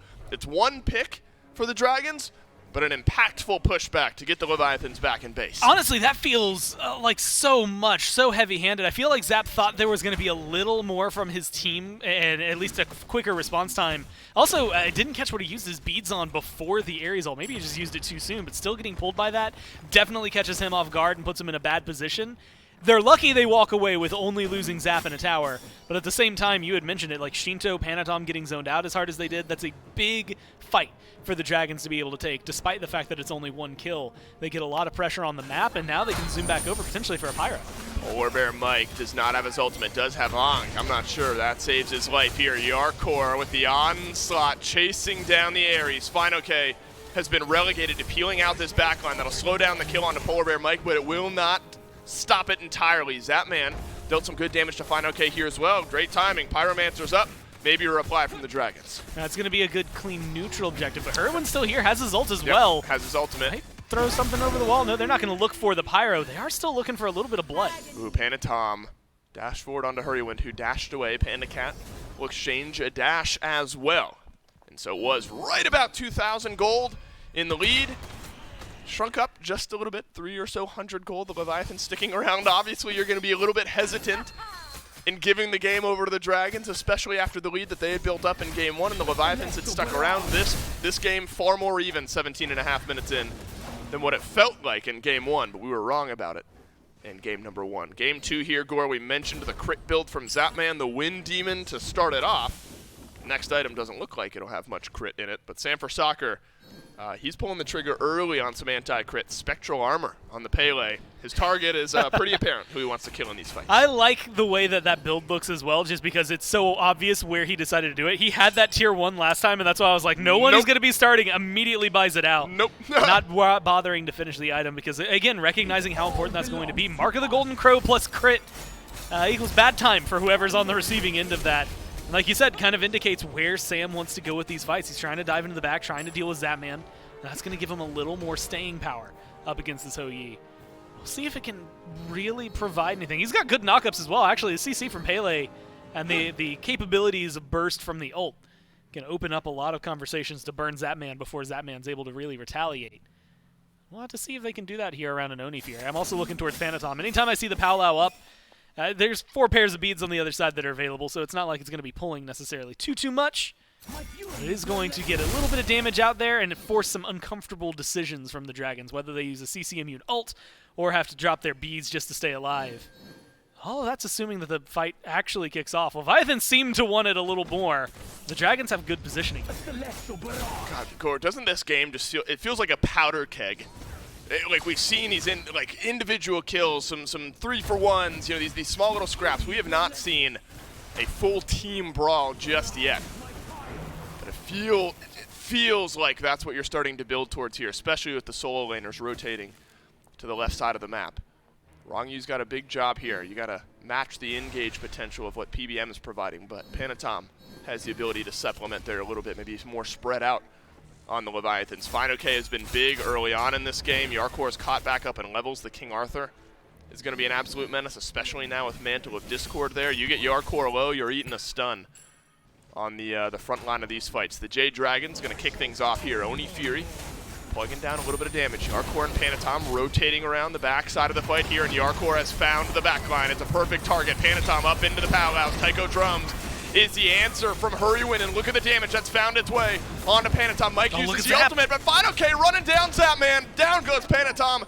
Zapman has the A, gets back up in the air. He goes, he'll jump away, but it's followed up by FineOK. Hurrywind in the meantime, whittling down the health bars. The Jade Dragons come up big, and they get at least 3. They might even add 4 and 5. That's just such a huge pickup for him. I mean, in terms of even not picking up Shinto, but they do seem like they are not going to let this go, getting a full-on deicide. That's such a good bait. They pull things in, and the minute they go too deep, with all the beads and relics they had available, they weren't worried about Panatom's damage, weren't worried about Panatom being able to pull anybody, and Panatom jumps off the powwow quickly and in the midst of all the dragons, leaving them all kind of worse for wear on the side of the Leviathans, separated from top to bottom, right around the top of the Gold Fury pit, all the way down to right next to their red buff. Didn't seem like there was enough pressure to peel any of the dragons away from the carries by the time they finally decided to stick to their targets. The Jade Dragons get the biggest lead they've had in this set so far, a deicide plus FG. And now you're 4K gold in the lead, plus the big old boost from the Fire Giant. And that fight was not particularly close. The carries of the Dragons just run down the Leviathans, and the frontliners buying a whole lot of space. I'm paying attention to the big grouping around the Fury itself, while FineOK is just decimating Zapman in the back. And it looks a lot different for Zap. It was, I think, 2-1 a little bit ago. Now 2-3. He's died twice before he's been able to add another kill. Uncharacteristic from what we saw earlier in this game, where Zapman solo invading a red buff and killing off Hurrywind, and actually a big turnaround for Hurrywind as well. Had Charon's coin and now has Soul Reaver as well with 4 stacks on the Charon's coin. The Jade Dragons are in the driver's seat here. We're going to get a look, maybe, depending on how long this push takes, at the Leviathans Phoenix defense. You do still have 4 towers to work through for the Dragons to open up all of those Phoenixes. That'll give the Leviathans a little bit of time to push out this map, get some gold for themselves before having to go back and defend. And this is one of those moments where, especially with Fine-OK doing as well as he did to get to the back line, you have to start thinking about base defenses. And then I look up and I see the Leviathans on the other side of the map. They're pushing towers. They're potentially looking for their own Phoenix. Yeah. This might be too heavy-handed of a call. Back now are the Leviathans. So maybe that's the call, that we're going to lose this Phoenix anyway. And actually, look at this score. Tiamat minions in the mid lane. The Leviathans have some pressure on the mid lane Phoenix. Are you quick enough to stop the backs? The answer is no, but you have at least stalled the Leviathans' push on the left side Phoenix. So that's an interesting trade out there, Gore. You open up mid lane Phoenix, you open up right side Phoenix, you at least get, I don't remember if there was a tier 1 in right still, but there was at least a tier 2. You get 2 tier 2 towers. Technically, according to the gold, there's a slight uptick towards the Leviathans. Yeah. But map pressure on left is now building. You've lost the most important Phoenix for defending the next FG. They do expose 2 open, though. It's that weird balance of, like, yeah, like you lose a little bit and gain even less, but at the end of the day, you've gained something, so they're still a little happy with it. They lose the Pyromancer as well. Like, this has been a good Fire Giant play from the Dragons, and admittedly, they still have enough pressure that they might be able to knock down a couple more towers in the process. There's only 2 left, but map state, if you can continue these Tiamat minions, especially with how pushed up they are right now, you're not worried too much about this Phoenix for a little while, and that's the perfect loop around that Zap might still be able to take this tier 2. Wow, what a game of chess is going on here in game 2. You're Wrong, you don't get out of there. No. Sanford Soccer. He's around behind Zapman. It's a big 1v1. Sanford Soccer gotta be favored. Zapman, the Aegis is great. He'll drop damage onto Sanford Soccer. Up in the sky goes Zapman. He'll drop back down, but Final K's here, makes it a 2v1. And that's not one that Jade Dragons will lose. You've opened up all 3 Phoenixes.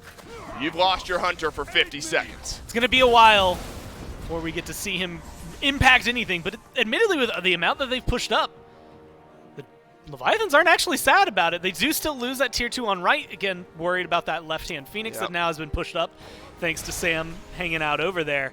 That was unfortunate timing on the back there, that left side man. That's wrong. You, like, if it had lasted just a second longer, it would have been able to delay it and get Zapman out in time. Whoa, Final K jumps onto Wrong You here, spends the ultimate, it'll time out. Actually, no, it won't. Wrong You will have to spend the Phantom. I mean, that was right on the edge. Another second or 2 and those walls come down. And now you've spent a minute and 30-second cooldown of that Phantom to get out alive. But the good news is that you probably don't need it, at least in the next few seconds. That's true. 5 the left walls are for down, the Fire so Giant. Every tower's been taken. The only thing that really separates these 2 teams is that left-hand Phoenix, which is massive for a Fire Giant. That's actually kind of crazy. But it's impressive, yeah, from the Leviathans. Like, Dragons picking up everything, that's not surprising. They just got FG. They've had a sick couple of fights. Leviathans making those calls is nuts to me. But now they're in a position, yes, still down in gold, yes, still lacking a little bit of experience, and you can see specifically where that gold is going to be collapsing in, and the 2 levels down now that Wrong You is maybe kind of being felt more, and that PBM has hit that level 19. But you can at least put up a fight for the next FG, which is more than you could have asked otherwise. Is there a collapse here? Oh, yes, no. there is. Wrong You and Yarkor. Actually, no, just Wrong You. We'll use the beads here. He'll walk away. And so PBM is at least able to get 1 set of beads off. His ultimate is now down for a little while. Both of those things, Gore, I think may be equally impactful going into this next fight. You won't have that big initiation from PBM, but Wrong You's going to have to think twice about his direction of engage. We are 26 minutes in. That means this Fire Giant's normal. Baby FG, if you will. No enhanced Fire Giant on the table just yet. Fire minions, couple waves of them, moving down the left side of this map. And defensive positioning, Gore, from the Leviathans maybe show their hand, and there is no attempt at defense here. We're going to try to keep our Phoenixes alive. Yeah, Shinto at this point is more distracted having to defend the left-hand lane. You're going into a 4v5. just call it quits, back up, and recognize Send where the your defense minions. is going to be. But you need to be able to mount a defense Well, elsewhere. Panatom is still in that They've lane. still got a good number of players over here on the right-hand side, though. So I think the defense possible, although still at a deficit. Oh, there's pings on Panatom, and think about the powwow and how important that's been in kind of returning picks here. It's a 4v5 on defense. The Phoenix taking a little bit of damage here. Panatom now back in base after pushing out one more wave. Cage from Fine OK, fantastic. Wrong you will send him on out with the Phantom, but Sanford Soccer's already deleted one. Up in the powwow is Panatom. Shinto grabs the kill onto Sanford Soccer. That keeps this fight interesting, but look at the health bars, or the lack thereof. The Jade Dragons with big plays. PBM pulls in a couple. The Jade Dragons, they'll look to send us on to a game 3. Hardcore goes back into the fountain. Shinto is back in there as well. You're going to have to fight on out. You're going to have to fight away from your Titan, but you won't be able to. Game 3 looms as the Jade Dragons take game 2. And that's just, I mean, from minute 1, that game is scrappier, and it feels like it's just going back and forth. A lot of good picks early game. This time it was the Leviathans that were doing it. And then one good team fight from the Dragons gets them ahead, gets them that FG. And despite what was some really insane and I think good map calls from the Leviathans, despite losing their left Phoenix, if they had been able to stop that and still get all those towers, would have been a really good swing in their favor for that FG. But unfortunately, that just one little side being opened the door for the Dragons. Here's the key to victory. Don't have an early game lead.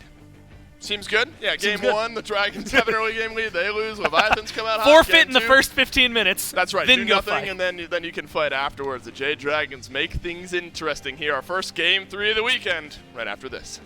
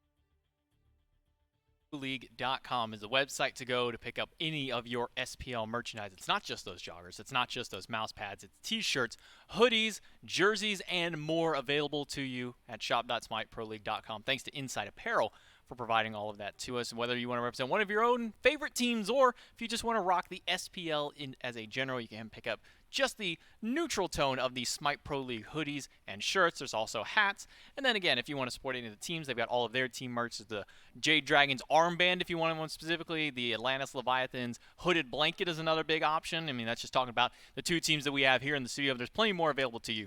One more time at shop.smiteproleague.com. Thank you so much, Inside Apparel, for being the apparel and merch sponsor for us here at the SPL.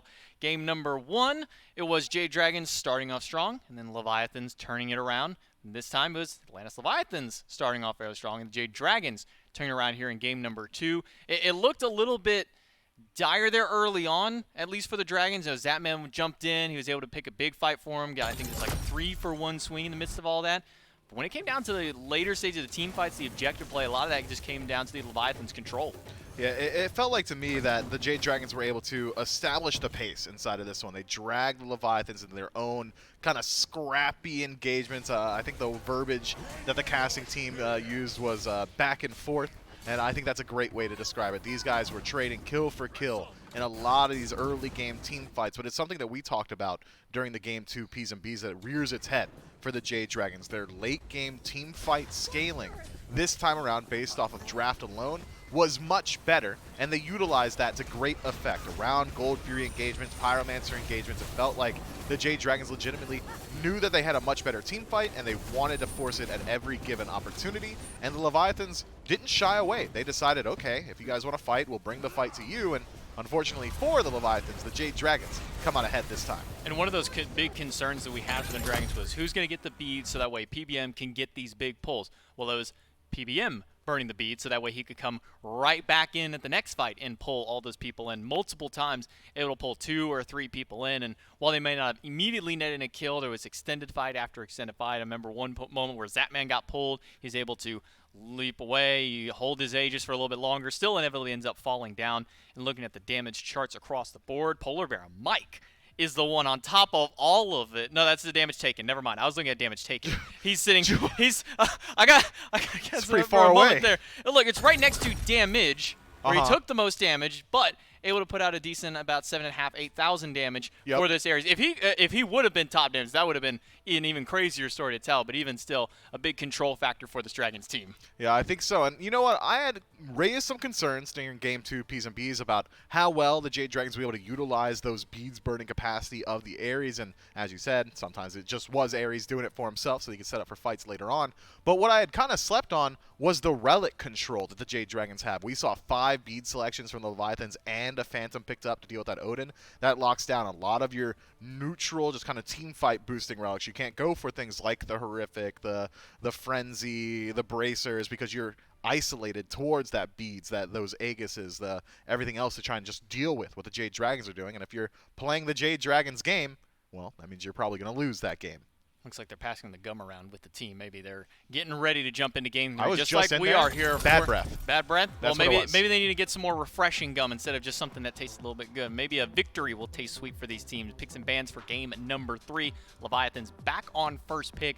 We've been seeing a lot of heavy priority of banning the Geb away from Polar Bear Mike, and we saw in the second round of game 1's picks and bans is where the Ares was taken away. So Mike responded by grabbing the Ares in the first half of the picks. Do you think maybe we see a change from the Leviathans of banning that way in the first phase? I'm not sure that the Leviathans are going to put so much respect on the Ares that they're going to ban it out in the first phase of bans, but if it does not get selected in the first 3 picks for the Jade Dragons, I wouldn't be overly surprised to see Ares banned out in the second. But there's just so many viable meta picks that I think the Leviathans have to keep their eyes on. Geb, Capri, Sylvanas, Yamoja, and that's just supports before you really want to toss out a targeted ban towards the Ares himself. Instead, Leviathan's going to go ahead and toss one final K's way. Odin taken off the table. I think it's important that you mentioned the relic control they had with not just 5 beads. You kind of expect that with an Ares get beads. Then you throw in a relic. Well, there's one of your frontliners relics taken away. Both the carries are almost indefinitely going to lose the Aegis. So now you're down to, what, maybe one other teamfight relic that the Leviathans can pick up, and they think that that level of control is just too much. It's an Odin, Geb, and an Ares banned away by Leviathans, and then on the other side of the board, it's going to be a very similar same three that we've been seeing banned time and time again with the Ardeo, the Hell, and the Emoja, leaving open an Uller for first pick for Leviathans. Yeah, I'm surprised to see that Ares ban so early on, because you leave up exactly this, the Khepri. That's what I thought that third ban was going to be, because Khepri has been so dominant in the SPL in recent weeks. First pick potential for a lot of these teams. It's one that the Titans love going towards, and now the Jade Dragons taking a play from their book. This is a top two that the Titans have taken pretty often, Raijin and Khepri together, to match up some of that pressure that Ull should be able to establish. When you take a god like Ull in the first pick position, as the Leviathans have, you expect great things from this pick. You need to get dominance inside of the lane, and I'm not talking about the item, I'm talking about the play on field. You need to control that. You need to go for these invades. You need great things to come of it, because you've let the Jade Dragons take such a powerful top two picks in their own right. I mean, we go from Uller not even being looked at. He gets his nice buffs. You get a buff for the rest of his core, and now he's a top 3, even potentially top #1 god for a lot of these teams to pick here. So seeing him picked and banned so often and so early in the drafts may spell a little bit of a shakeup here for the Hunter role specifically. You know, a lot of those changes we expected is going to affect the Assassins. We kind of saw with Uller that we might be seeing some more of him. I didn't think we would be seeing this much Uller, and maybe even with this much priority put forth. Yeah, those items just all help Uller out so much inside of the laning phase. But this is something that I had expected to see a lot earlier on inside of the SPL. I mean, you can quote me all the way back towards the waiting room saying that I think Erlang Shen, with Mannequin Scepter, and how he hasn't seen too many changes, even in 8.9, is going to be incredibly strong. And actually gets a couple of items that fit his kind of kit very well. You could still go towards Mannequin Stonecutting Sword if you so choose. Stonecutting Sword does eat a slight nerf, I believe, in the 8.8 balance patch, but Crusher is going to feel very good on Erlang Shen. He's allowed to stick around inside of these fights for a very long time because of the health shield on the turtle form. So I've been surprised to see him fall as far down as he has in the priority. I mean, I think the conversation around the old guard junglers, old guard air quotes, is that it's still Gilgamesh getting picked, and that's about it. Osiris and Erlang Shen largely have fallen by the wayside. We'll see if Panatom can prove that Erlang Shen can still hang. We have seen a little bit of Osiris ban play, but not very much. He's kind of fallen to the wayside. Gilgamesh has slipped through time and time again. Just a game here and there, you see him. Then we got to see a couple of, we actually got to see one ban of him, I believe, last game, and a pick of him earlier on. But for the final selections for these two teams, before we jump into the second round of bans, Terra for the side of Leviathans, Jade Dragons, they pick up the Ho Yi, so we get to see a similar matchup as to what we got to saw last time around, although I believe it's actually flipped this time. Now it's going to be Ho Yi in Panda Cat's hands going up against this Uller. Yeah, it's an interesting lane in that Ull probably going to have the majority of the fight dominance. If you're able to land that axe stun, you could just pepper him with the rest of your other abilities and then wait for it to come back up.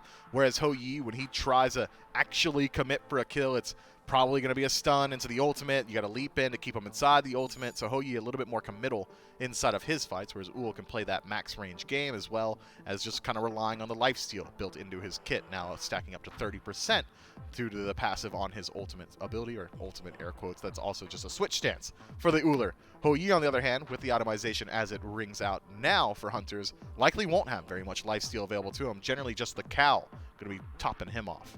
No, I just thought about it. I think almost all of the stance switchers in Smite have it on their ultimate ability. The only one I can recall immediately off the top of my head is Tyr, who doesn't. Tiamat. Tiamat. Okay, well, Tiamat also has it based off which stance you are, I guess. So, yeah, that's a good one there. I always sometimes forget about that. You know, the spin is King Arthur. A form of ultimate. King Arthur has two different ones depending on your mana. So, he's also kind of a weird stance switcher. It's with every ability compared to...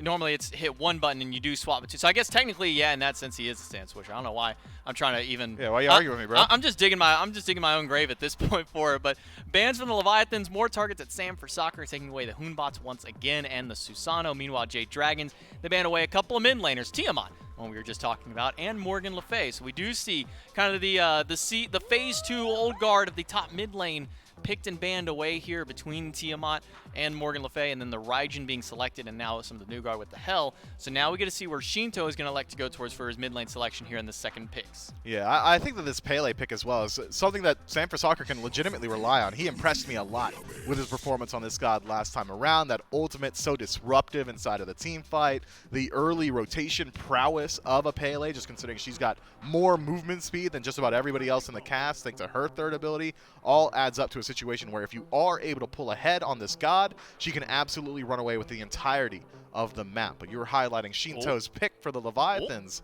and it is Merlin this time around. But yeah, I'm with you, man. I'm not going to get baited. All right, these guys are having fun. They're in studio. They know we're tracking them. This Baron Samdi could happen, but likely won't. Go back. Come on. Go back to the Baron. Bring us the Baron. Bring us some of the fun. Yeah, good. Bring some of the fun. Ratatosker being hovered also brings a little bit of spice because we might be seeing him go towards soul lane. If it does get locked in, I'm not going to get my hopes up that either of those will be locked in.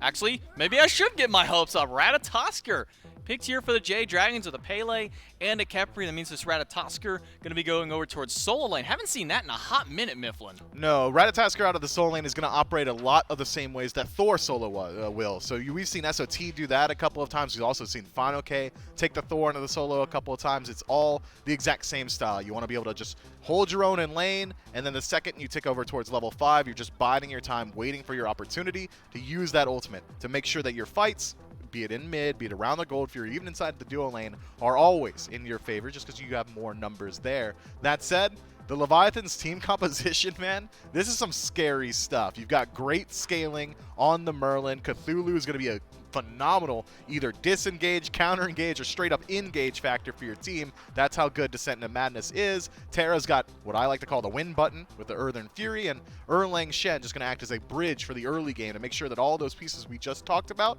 get to that phase. Man, I'm getting like Shadow of the Colossus vibes, seeing the fact that it's Ratatosker versus a Cthulhu, the potential largest god in the game, standing as a mountain in front of this tiny little squirrel that's just going to be smacking him every so often. And you know, be very fun to watch this solo matchup, see how it breaks out earlier on for them. But this early game from the Jade Dragons with this Raijin going to give them some early pressure from mid lane. The Pele that we saw from Sanford Soccer last game coming back here in game number 2. Very interested to see kind of where things will fall in place for these teams. It's kind of seemed so far with both these games with whoever's gotten the early pressure lost it and ended up losing the game after. So maybe we see just a direct stalemate so that way they can't make that kind of clear-cut call for them. Look, be that as it may, J-Mac, as true a statement as that is for this set, I don't want anyone at home thinking to themselves, you don't want early game pressure, it's all right? In good jest. It's all in good jest. A very good thing to have, just in general. Sure, the Jade Yes. Dragons in game 1 dominate the early, lose the game. Game 2, Leviathans get off to a small bit of a lead in the early and then lose game 2. So maybe there's a little bit of truth inside of your statement. But this time around, if I had to guess which one of these teams should be able to establish early game pressure, I'm giving favor to the Leviathans, man. Erlang Shen essentially could just walk into a lane and win a fight at level 2. Ul plus whoever you want inside of the duo lane, could be Terra, could be Cthulhu, more likely to be that Terra, can do just about no wrong in my mind. They've got that strong a fight and poke potential, whereas the only real early game boon or the lane that I would say should have dominance for the Jade Dragons is likely going to be this Raijin out of mid. Have we ever seen Cthulhu support, thinking off the top of my head? A couple of times. Have we? Even in SPL? Yeah, like once or twice. Okay. I can't recall a time seeing, but maybe we see it here. There's always potential. There's always something that can happen, but we'll see if it goes back to the standards. Game number 3, winner comes out to be the first seed. Who's it going to be? Will it be Leviathans or the Dragons? Let's take it to the casters to break it out. One final time we will go into game with Dolson, Gore, and Doug, and the Leviathans and the Dragons. We'll settle a score here. Tied up 1-1. Both teams that have won have lost the early game, you could make the argument, which is, of course, the bit of joking we had there on the desk, but Mifflin correct. You don't want to cede all mid or all early game pressure because it's an important thing to have and an important thing to build up here. Gore, everything against everything on the line here. You're going up against the Leviathans, a big matchup. The Jade Dragons throw us a bit of a curveball. Final K on Ratatosker in the solo. And this is something, look, if you watch Final K stream, there is a good chance that you're going to see this at any given point during that stream. If you don't, you should, by the way. Yeah, it's a very fun place to be able to sit around and watch. In fact, you should watch all the pro streams. They're all very fun and entertaining. I think Zapman streams maybe the most often, but I know I see Inbound a lot, Final K a lot throughout all Plenty of of theirs. options. Not a lot of PBM, but every now and then, maybe. He'll grace us every once in a while. Also, a lot of this in this set. Mid lane, 2v2, level 2. Sanford Soccer goes down. Panatom, yes please on first blood. Shinto able to get away. Caught him a bit off guard. The Leviathans turn it around. Great start for the Leviathans. Tough start for Sanford Soccer. And the minions really helping out a little bit there, getting some good damage in the turnaround. You also have Merlin damage, but also Erlang Shen just doing exactly what he likes to do.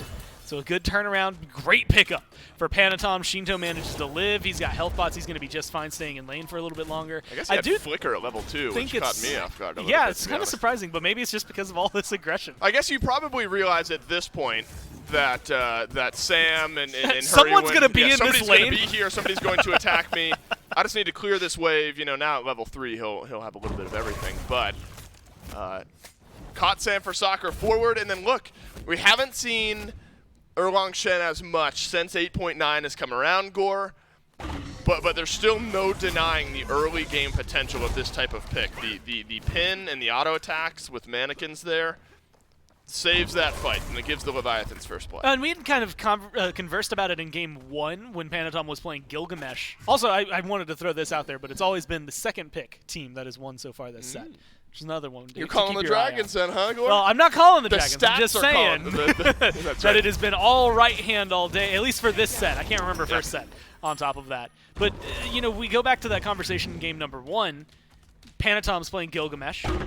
He's on the Chaos side, wins with it, but is able to find a lot. And it's that conversation of, is the assassin-style play? You gotta get this kill, and they don't. Oh, no! They have 15 HP. Are you kidding me? Unreal. Shinto lives again, and Sanford Soccer comes up just short. I mean, that was so close. 15 HP, probably not even correct. Even lower. You're talking 10, 11, 12 HP by the time some of that HP 5 ticked in for Shinto there. Will force Shinto out of lane, Gore. And so that is a small bit of breathing room now for Hurrywind. But still able to grab a kill, or grab some pressure. Shinto able to get out. Does have to use the beads. And with Sanford Soccer's Blink coming back shortly, well, just on a combat cooldown, with Sanford Soccer's Blink up, mid lane now maybe return gank potential for the Jade Dragons. It gave Panatom a lot of options. Not too much to steal way back where he went, but he got the back camps away. He also takes the left-hand mid camp, so more experience for him. And yet another kill denied from Sam, and Panatom's just been lurking on this left-hand side. He's here, and he's got Blink, and he's got Taunt. 9 turns Blessing onto 2, and the chain CC is there, and it is swift. PBM down. Level 4, no chance for the Scarabs. Blessing wouldn't have made a difference anyway. Leviathans find another early on, and another one brought to you by Panatom. Okay, so now we can start talking about the fact that the Leviathans, given the fact that early game leads have lost this set, right-hand side, Chaos side has always won this set. It definitely is starting to feel like the perfect storm of everything going to come crumbling around beside them. Now I'm just curious as to how it's going to happen. Right. As what the Dragons are going to be capable of doing. Everything's been just shy where the Dragons are. But you had actually highlighted where I think the change is going to happen. It was the lack of Scare's Blessing, and that fight probably doesn't change much. But in the next couple of fights, all of a sudden you have free reign to dive Shinto under that tier 1 tower because you can just live through it. You're going to get pulled back. You're fine. So I think there are going to be some interesting 3v3 moments that this Khepri is going to be able to have much more impact on than maybe what we're going to see specifically out of like Terra. Terra still has a good impact, but I think of Terra a lot more in the big team fights than I do right now. And of course, Cthulhu will change up the story yet again when he joins in. Right now, I think it's all Mike all day. We'll have to watch this Khepri with bated breath. That's right. Khepri has skyrocketed in popularity among some of the supports here in the SPL. Genetics comes to mind, has looked great on that pick. I mean, just the disruption, not even just Scarab's Blessing, but the ability to keep fights in your favor and stall out fights. You pour everything into one person, then suddenly the enemy team has to stop, pivot away. Creates disruption, and that's important to follow along with. We wondered if and when we saw Erlang Shen, how that build would look. Remember, it was a lot of Ikavale into something like the Stone Cutting Sword. But right now, Gore, it feels like those auto attackers that still want to build into that mace tree love this Crusher first item. Panatom able to snag that one there for himself. Zapman into the Jotun's Wrath. Panatom taunts Sanford Soccer through. PBM will save the life of Sam. And it's a kill on board now for the Jade Dragons. Nearly a second as Hurrywin sent the Taiko drums right down Main Street. That isn't some Tier 1 tower dive to kill off Shinto, but they still get a dive, kill Panatom, and showcase the Scarab's Blessing, making it worthwhile. You're in a position where that's a one-for-one trade, I think, in a best-case scenario, sans Khepri. But now having the Khepri there, you know that you're capable of making a little bit of an overcommit occasionally. In fact, almost getting out of it with their base life, but Sam being able to get ticked, pulled back. I think that is the big opener for the Dragons here, is going to be this Khepri pick, something that was very highly coveted during the Phase 2 playoffs, to the point where, Kings, I think Titans even, were first banning it, first picking it. Not too surprising to see it be very kind to the Dragons here. Panda has beads. His ultimate now. Jump forward from Zapman. Panda Cat. When will the beads come out? Got to be at some point here, but now Panda Cat on the wrong side of the lane. It's just a matter of who. Plenty of good options here between Panatom, Zapman, and Rongyou. One of the first two will get it, and it's Zapman who runs down Panda Cat. That was a lot of burst damage onto Panda Cat to give that fight early over to the Leviathans. Panda Cat, an interesting note here on his build, Gore. We have seen Ho Yi in the couple of times build the Crusher first. Sticking with the bow build here in Game 3. And honestly, it's, again, going to be arguments, and there's someone who's going better than math, especially quicker at math, than I am right now, that would be able to tell you which one's going to give you a little bit better damage. But I know Ho Yi, Mark the Golden Crow, Ikaval, in theory, is going to let you outbox damn near anybody. Unfortunately, it's the burst abilities on the other side that Zapman's bringing. Rongyou dashes through the root. It's actually PBM who takes just a bit more damage. Shinto on this Merlin. That carries a lot of weight with it, doesn't it, Gore? I mean, it's the type of pick where you'll ban out so much against Shinto, thinking that you've gotten yourself in a great spot. You've taken away, Tiamats, the high up priority gods in Shinto's god pool, and then Merlin is still available at the end, and PBM will use the Scarab's Blessing on himself, and that'll put him right back in place. The damage from Shinto on the end, not enough to get the kill on a PBM, but might be enough for Sam for Soccer. The lifesteal on the other side for Sam, tops him off just a little bit up in the sky. Is fine. Okay, where will he land? And it's on top of Panatom, but immediately dashes away. Zapman joins this fight from the left side of the map as well. Fine. Okay, knocked up, locked down, taken down. Leviathans grab another. And now they're going to continue aggressing. They got Yarkor and they've got Hurrywin on the ropes. Hurrywin stunned, killed. Shinto adds another. The Leviathans ripping through the early game. And down goes Hurrywin for the first time this game. Fine OK does as well, and there's a Gold Fury on the menu on the other side. I always forget how massive Cthulhu is. It is something that you start to pay reverence to when he is standing and looming over you. Creates so much of a distraction and control in a team fight there. A good turnaround from the Leviathans. I think a great collapse from the Dragons to start things off. I was very surprised when Mike lived, but it was just by the skin of his teeth. Still makes it out alive and is able to kind of pay homage, I guess, to that. But unfortunately for the rest of the team, Yarkor had different plans, and Zapman as well. I mean, those are big rotations. Zap gets a good amount of damage done immediately, and you get to see where Yarkor's prowess is going to be. Plus, they get a Gold Fury. That is a hefty swing for the Leviathans to pick that up early on. Not unfamiliar territory for this set. Both of these teams have been able to do it at some point or another. But this is definitely a good amount of control. We'll see. Because that felt disjointed. I mean, Fine OK as well, diving as deep as he did. Just a couple of moments from the Dragons that were a little uncharacteristic. Yeah, I think it's going to be interesting, Gore, the solo lane battle here, because in other matchups, the Odin versus the King Arthur, kind of the warrior run it down at you style of play. I mean, there's kind of a distinct difference, isn't there, between a Ratatoskr and a Cthulhu, where Yarkor wants to do what he did right there. I want to rotate in, I want to go massive and just force everyone back. Whereas Fino has maybe a cleaner initiation onto the back line. Looks like he'll be building tanky here on this pick. But the ability to play those picks kind of in different natures throughout this game should be fun to watch. Fine OK under threat of being dove here, has his ultimate, and so the Ratatoskr, specifically when you start building a little tankier, will have enough time to get up into that ult and get on out. So some wards starting to go down here. Gore, Pyromancer stands. That's where the Leviathans look. And I like the fact that they're hovering around specifically neutral objectives right now. Like they already got the Gold Fury. They are looking, left side mid camps just came back up, so something else. It's much smaller in the grand scheme of things, but something that can give you a small amount of experience. But the Pyromancer being immediately on their mind, something that they're going to be looking for and starting up right now. I think this is just showcasing a potential to not just pick up the lead, but then push it as hard as you can. Very similar to what we saw the Dragons doing after they maintained it last week. Sam is right behind Shinto right now on the left. His Pyromancer is going to go down, but Sam with a chance to get a kill here. Flicker away yet again from Shinto. Saves his life. There's a 1 to 2 level lead in both of the carry roles for the Leviathans right now. 2 in mid. Was 2 a moment ago for Zapman, so you'll call it 1.5 here.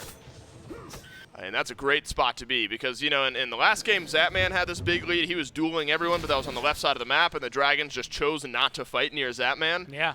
If you've got Shinto with a 2-level lead in the middle of the map, and now Zapman regains his 2-level lead as well. The rotation potential, the ability to move that 2-level lead around, fantastic, and great play there from Final K to save his blue. And it's a good point you bring up because a lot of the pressure the Dragons were able to pick up was on the right-hand side of the map. Unfortunately, last game, that was, you know, Yarkor on King Arthur not having a lot of presence and not able to do much against the Odin, plus the Pele that was coming up against him. But this time around, Ratatoskr doesn't have that kind of presence, not against Cthulhu of all things. Cthulhu's going to live through pretty much any game that you throw at him. Not everything, but still enough that so far we haven't seen too much pressure put on Any realistic investment he'll be able to live through. You're not sending all 5 to kill Cthulhu at 12 minutes in. You might. You might. It's not going to be worthwhile for you, I will tell you that. Zap is, as you had mentioned, enough ahead that you've thrown a couple of ganks over his way, but it hasn't really done too much, at least against him.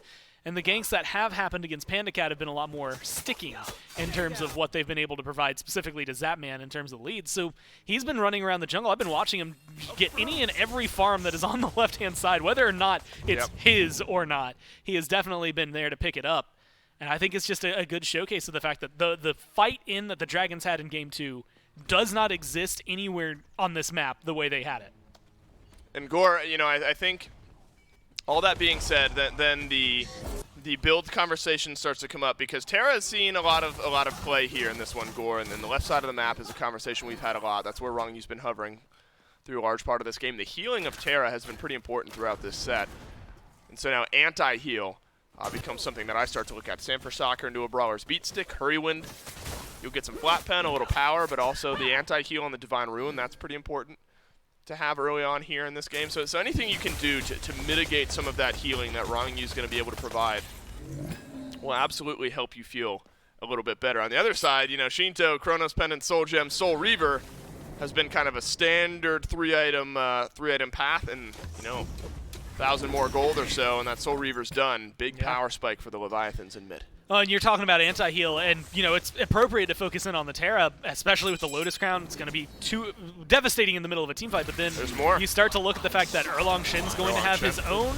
That really creates a difficult chance to burn down even the, Soul Gem. Your jungler, the Soul Gem, for mid, Shinto being able to provide just a little bit.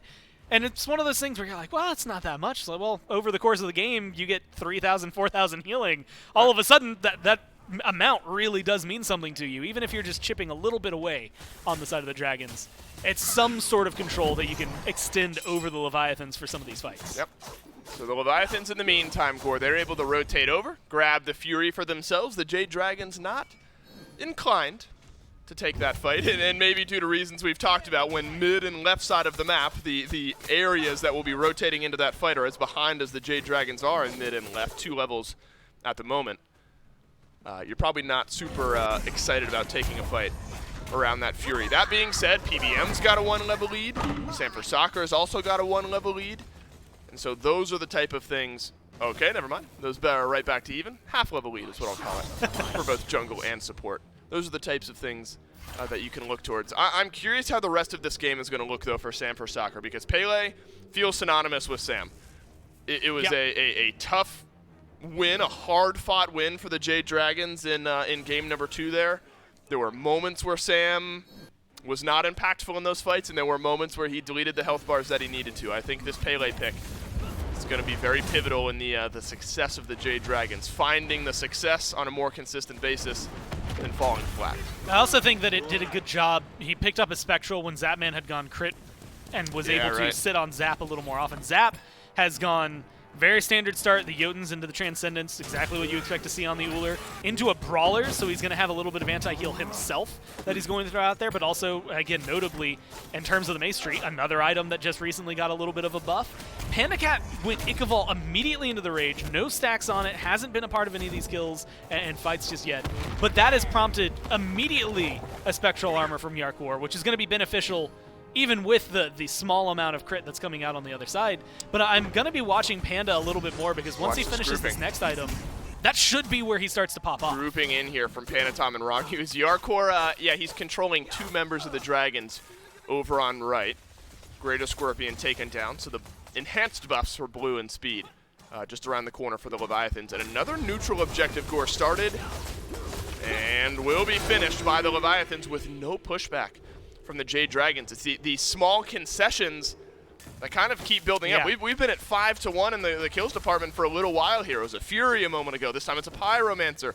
And the gold edging upwards towards the Leviathans, and that's kind of an understatement. We're 6,000 gold, 6,500 gold in the lead are the Leviathans. And of course the neutral objectives make a difference, but it's spread out over multiple spawns of those neutral objectives where the Leviathans have kind of made a lot of their money. And I like the way they're playing this. I mean, these are good calls each and every time, which is get aggressive, go focus into exactly what you can control. If they're not going to fight the neutral objectives, you're going to easily pick them up, but there's also nothing to worry about even if they do fight it. I like your 5-on-5. Mifflin was talking about it, but having the Terra, having the Cthulhu is just such a big advantage for you in a lot of engagements.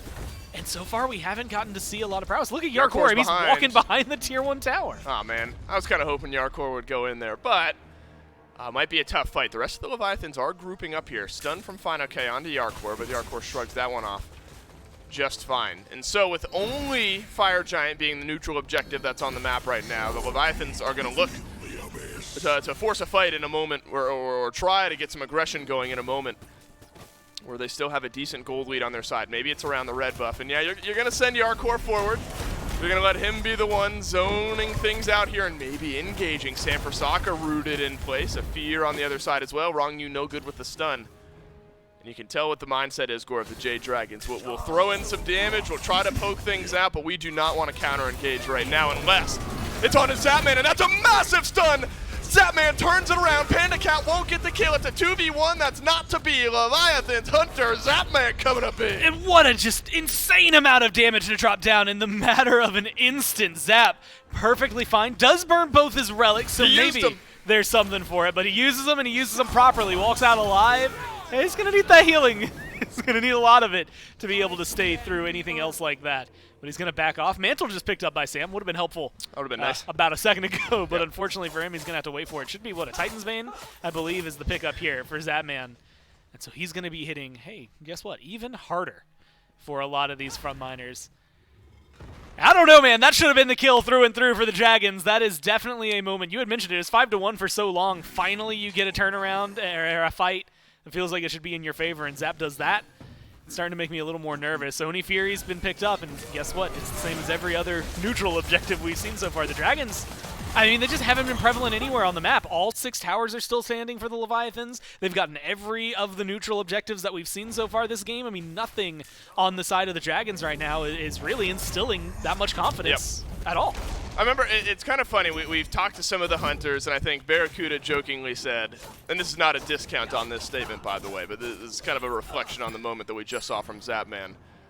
You know, Barracuda's like, yeah, I'm loving this assassin meta. I get to just choose which button I get deleted by all the assassins out of the jungle. That was like assassin-level damage coming out of Zapman there. With the way that build went, I mean, the serious burst into Sanford gave Zapman the ability to assassinate the assassin.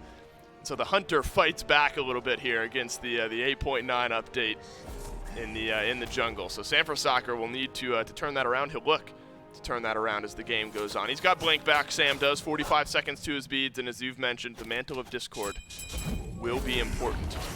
Panatom has continued on with this build, Gore, the Crusher Great into the chin size, and then maybe a Stone Cutting Sword up next. And so the auto attack kind of style of the assassin-y damage will be there from Panatom, especially 20 minutes in.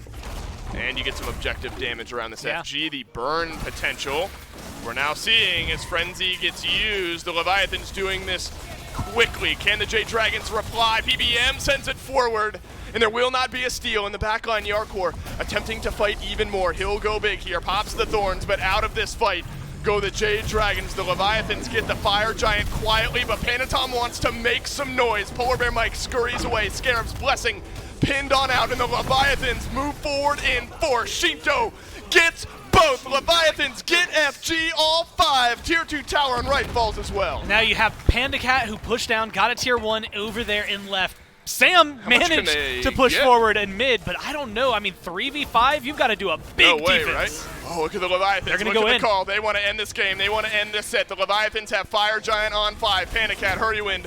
They've got to go big in their own base. The damage melting its way in onto the Titan. That's a big ultimate from Panda Cat. A dash out from the Leviathans will delay things just a little bit further. Rogyu melted down. Zip for Soccer finds it first, and he'll live on the back end as well. Zapman leaving, Leviathans leaving. This game goes on. I think they have the damage, but not anywhere near the amount that they need to, especially with Panda Cat joining the fray, Mike being back. The respawn's just quick enough for the Dragons to keep them in this fight.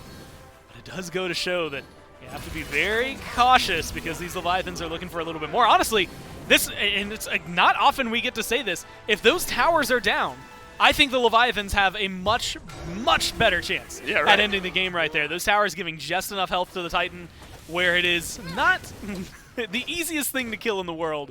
And they might have just needed those few seconds. That few hundred health could have decided a commit or the fallback. Rongyu is dead for only 1 more second.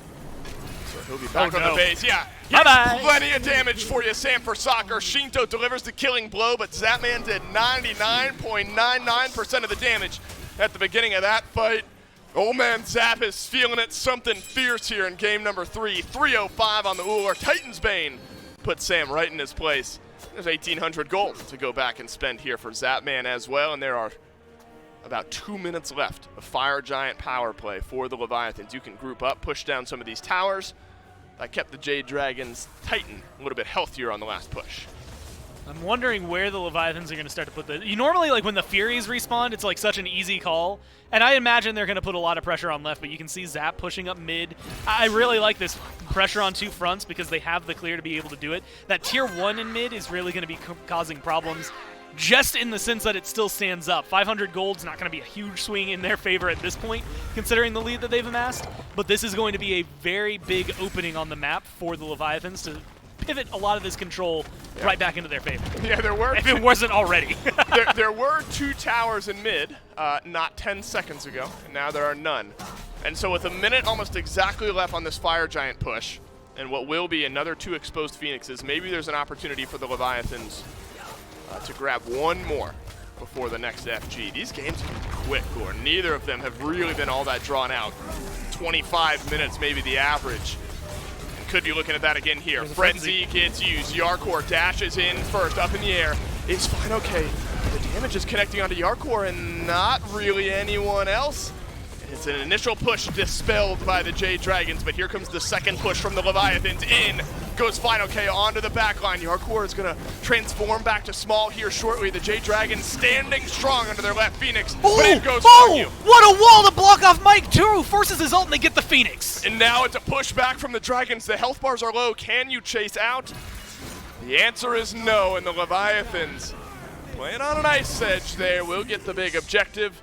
You've got opposite side Phoenixes down with a minute left on the Fire Giant respawn. Fire minions are in a good spot. They're around the tier 2 mark, or where would be a tier 2 in the right-hand lane. And they're going to make up for all the buffs that were stripped away. The Dragons did a good job of getting aggressive during that little bit of a lull while the Leviathans backed from the Titan room, but this is such a good play. A great monolith from Rongyu forces Mike into an awkward position where he can't get away from the damage, and was forced to use his ult on himself. Things like that make a huge, sweeping change in favor of the Leviathans. It's 9 kills to 2 as of right now. And realistically, you would think that they'd be finding something back. They dropped a lot of ults there. Final K jumps deep into the backline, but there just wasn't enough to turn it around. Yarkor took a lot of the brunt of the damage at the beginning. Yeah. And then everybody else was just fine and healthy and still had relics. Nobody was really sweating themselves. That man now lacking the beads, lacking the Aegis, is probably the Not lacking easiest on target. damage, though. My But yeah, goodness. good luck sitting on him long enough. If he hits his axe, you are dead at this point, especially with the Heartseeker. My God, Heartseeker and Titan's Bane to finalize this build for Zapman. And he's not even top damage in this game. Shinto has hit his power spikes effectively. Standard as far as mid lane builds go. It's that Soul Reaver and then the Op Shard and then the Rod of Tahuti. Good luck sitting on Zapman. Good luck sitting on Shinto. It's hard enough to do against the Leviathans anyway because of the way that they like to play. But usually they're not turning around the damage in quite as much force as they are right now. The Jade Dragons will push out these waves as far as they can. The Fire Giant goes quietly. And one more chance for the Dragons to keep this game alive. Collectively, 5,000 damage separating Shinto and Zapman. More than what Heroine and Panda Cat have been able to do. That's a huge chunk to control. And they get the right-hand Phoenix like it's nothing. I mean, this is just where this team fight is going to showcase itself. They have a lot of control, a lot of grip on this game. That Titan's only 3/4 HP. It's much easier to kill this side. It was a good push out from Sam to delay the fire minions on the left side of the map. And now with some space on the right as well, the Leviathan, or the Dragons and the Leviathans for that matter, can group as 5 in one single space. And Fine-OK is going to look for the initiation to keep the Jade Dragons in this game to turn this set around. And the Ratatosker will come down off his branch with no initiation. This is where last time Fine-OK used the ult, but Yarkor ran out. They still have that Descent into Madness. Cthulhu can still be a huge player for this team fight. And the Leviathans are doing such a good job. They have all 5 of their ults just waiting to be used for their collapse. It's the steepest hill to climb in Smite. All 3 Phoenixes down, 5 members of the other team with Fire Giant. But the Jade Dragons like their chances of getting it done, maybe less so that the Scarab's Blessing is already used. Sanford Soccer on left, has no HP left. He dashes back in, doesn't get the execute on a Panatom. Polar Bear Mike stays alive. Fine-OK does not. The Jade Dragons, like dust in the wind, back into the fountain, and the Leviathans end this set in 3. I mean, that one was, I think, the cleanest of all of these games. Most of them had some early game and then some swipes, some back and forth. But of course, this one was very good control early on from the Leviathans. Good kills to the point where, again, all of the pressure, we look at game number 2, where the turnaround existed was, cool, we're losing duo, let's put the pressure on solo. Here it was, we've got a Rat versus a Cthulhu on one side, and we've got Zapman doing what we saw Zapman doing that entire game on the other. There is no place where we can find this. And all of it, it feels like it starts with that slip-up, just a small little bit of a change in the very first blood, but that's the start of where the Leviathans get through. Shinto got away with 2 kills, 2 lives, where he shouldn't have had it early on, and I think that really helps steamroll things for them. This Leviathans team, look, they've always been, or they've become more of an early game threat. Yeah. Nothing quite like what we saw here today. No, that was insane. Zapman turned back the clock a little bit in this one as well. Played out of his mind. The Atlantis Leviathans take this one in 3. We'll have to do a break. When we come back, the desk will round us out.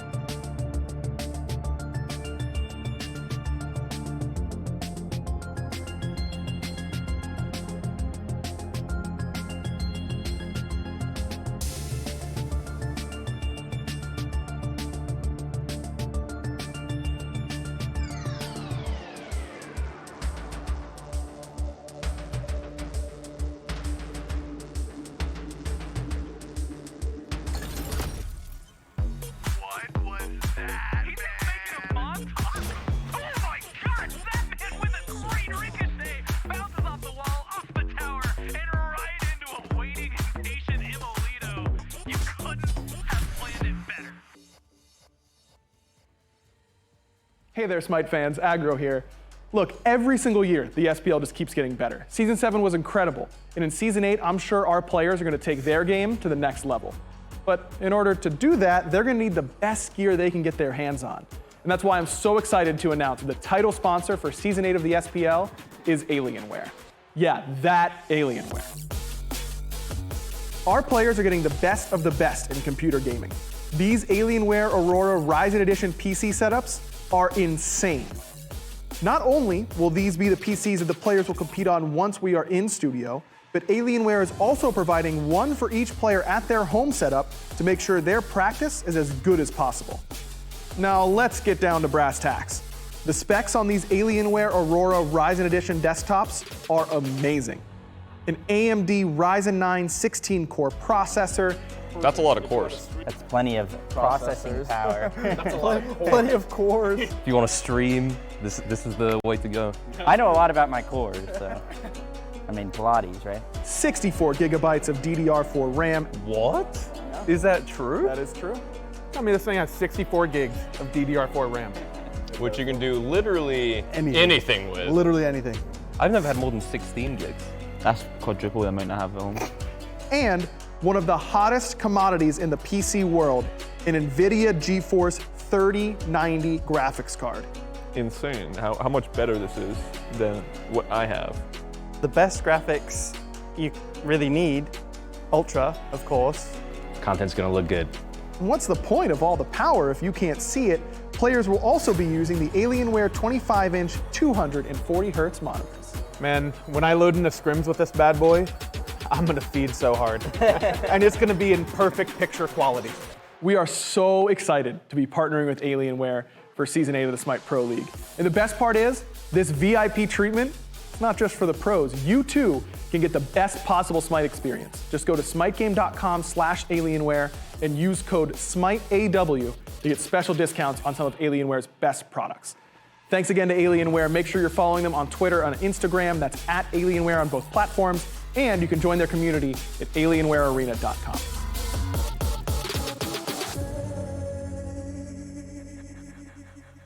Welcome back to the desk one final time for the SMITE Pro League, powered by our title sponsor, Alienware. You can get all of the information on the Alienware gear on our website at smitegame.com/Alienware and use code SMITEAW to get all the details and information on that Aurora Ryzen 10 desktop, the 25-inch 240 Hz gaming monitor, or you can even just go to their website at alienwarearena.com to see all the cool giveaways that they have and all the different events that they put on for their community, and follow them on their social media at Alienware on Twitter and Instagram. Thank you one more time to Alienware for being the title sponsor here for Season 8 of the SPL. And what a big one for them to be here. Atlantis Leviathans come out with a 2-1 victory in our in-studio set against the Jade Dragons, and look pretty good doing it here in Game 3, Miff.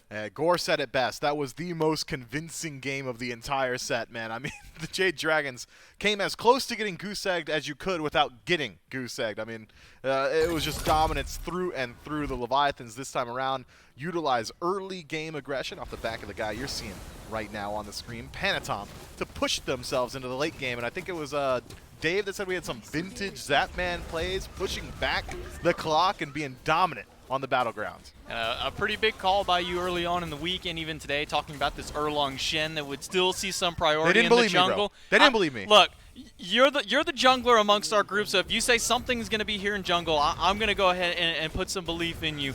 But over here in this duo lane, it's talking about Zapman on this Ul. Had some pretty big pop-off plays, one in particular where Sam for Soccer thought he was going to walk up to Zapman, and then Zapman showed him why you don't want to go 1v1 against an Ul. I think it was this play right here over at this purple buff. Just deleted Sam for even thinking about walking in his jungle. Yeah, Sam, just not sure that's a 1v1 you're able to win, or even a 2v1 as Zapman picks up that kill and walks himself out of there pretty happily. Look, it was clear. This was a game that the Jade Dragons legitimately kind of weren't allowed to play. There was at no point in this match, barring 0-0-0, where they were even. The Leviathans pick it up early and run with it.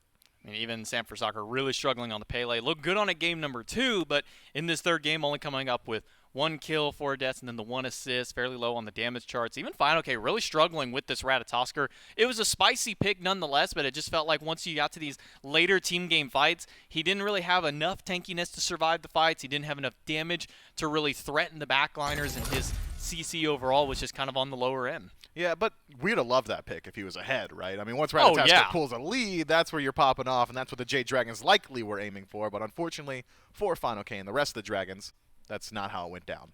Talking about the vintage Zapman plays we got to see in the game, let's talk to Zapman here in the flesh. We got Dolson standing by for our post-game interview. That's right. Zapman joins me, and Zapman had an incredible set. First and foremost, Zap, I kind of joked about it on the cast. All the hunters talking about how the junglers in this new meta are just assassinating you guys. Yeah. You were assassinating Sam for soccer a little bit here throughout this set. You think Uller, maybe with that build, gives you the best chance of turning around those dives? Yeah, give the assassins a little taste of their own medicine. That's right. Yeah, and that build is just pretty strong right now. You literally get 40% CDR, 40% pen, a lot of power. So, yeah, I mean, if any assassin dives in the backline, they just need to watch out. I don't know. Yeah, Sam for soccer had, I would argue, zero fun trying to chase you down there towards the late game. And I want to talk to me a little bit about the mental fortitude of this team. It's kind of a buzzword, but really you guys won 2 games in this set in kind of 2 different ways. Game 1, you're behind, and then you kind of buy your time and you come back big and you win the game. Game 3, you just kind of blow them out of the water.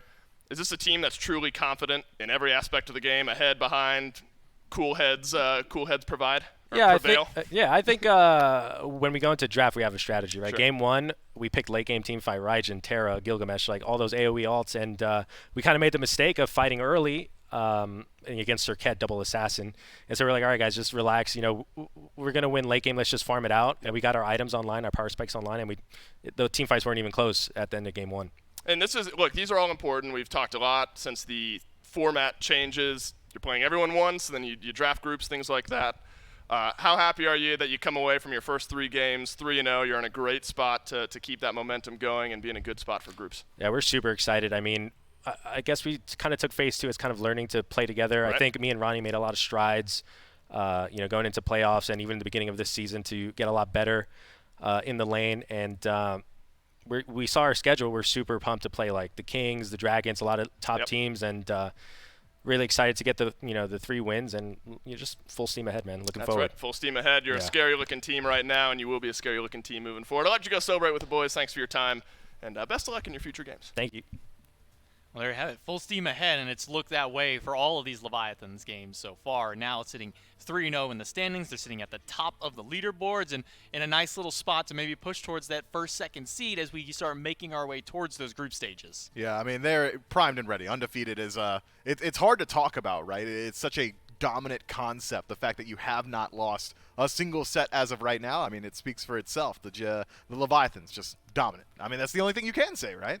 Mifflin, it's only Saturday. We still have another day of SPL, so don't let this explosive set fool you. We still have 2 more sets to go. Olympus Bolts and Valhalla Valkyries kick off our Sunday afternoon, followed by the Camelot Kings and the Tartarus Titans, sure to be another big set between 2 top teams. The Camelot Kings really want to get this big win and try and slow down the momentum of the Tartarus Titans. And let's take a look at the standings to see where everybody falls into place after day 2 of week number 2. It is the Leviathans at the top of the charts at 3-0. The Titans right behind them at 2-0. And now with their loss today, the Jade Dragons fall to 3rd seed. But there's still plenty more action to go for the SPL. Still a few more weeks to play to go. Yeah, that Titans King set is one you really want to keep your eyes on. It has a lot of implications for seeding going throughout the rest of Phase 3. If the Tartarus Titans lose that set, we'll tie up against the Camelot Kings, and we'll have a huge jam up towards the top. Jade Dragons, Titans, and Kings would all be 2-1 and would leave the Atlantis Leviathans in a sole proprietor spot of the top seed 3-0 for them. So make sure you're tuning in tomorrow and catching that one. Yeah, tomorrow's going to be another big set of games kicking off again with the Bolts Valkyries, and then that Kings and Titans game is one you surely do not want to miss. As you kind of talked about, the a jamming of the standings, maybe a little bit of an homage to what we saw at the end of Phase 2, where it was a really tight-knit battle for it. We still have more weeks of play for SMITE and more games to SMITE this weekend, so be sure to turn back in tomorrow, 1 p.m. EST, for some more SPL action. We hope to see you there. Peach it, peach it, peach it, peach it, peach it, peach it.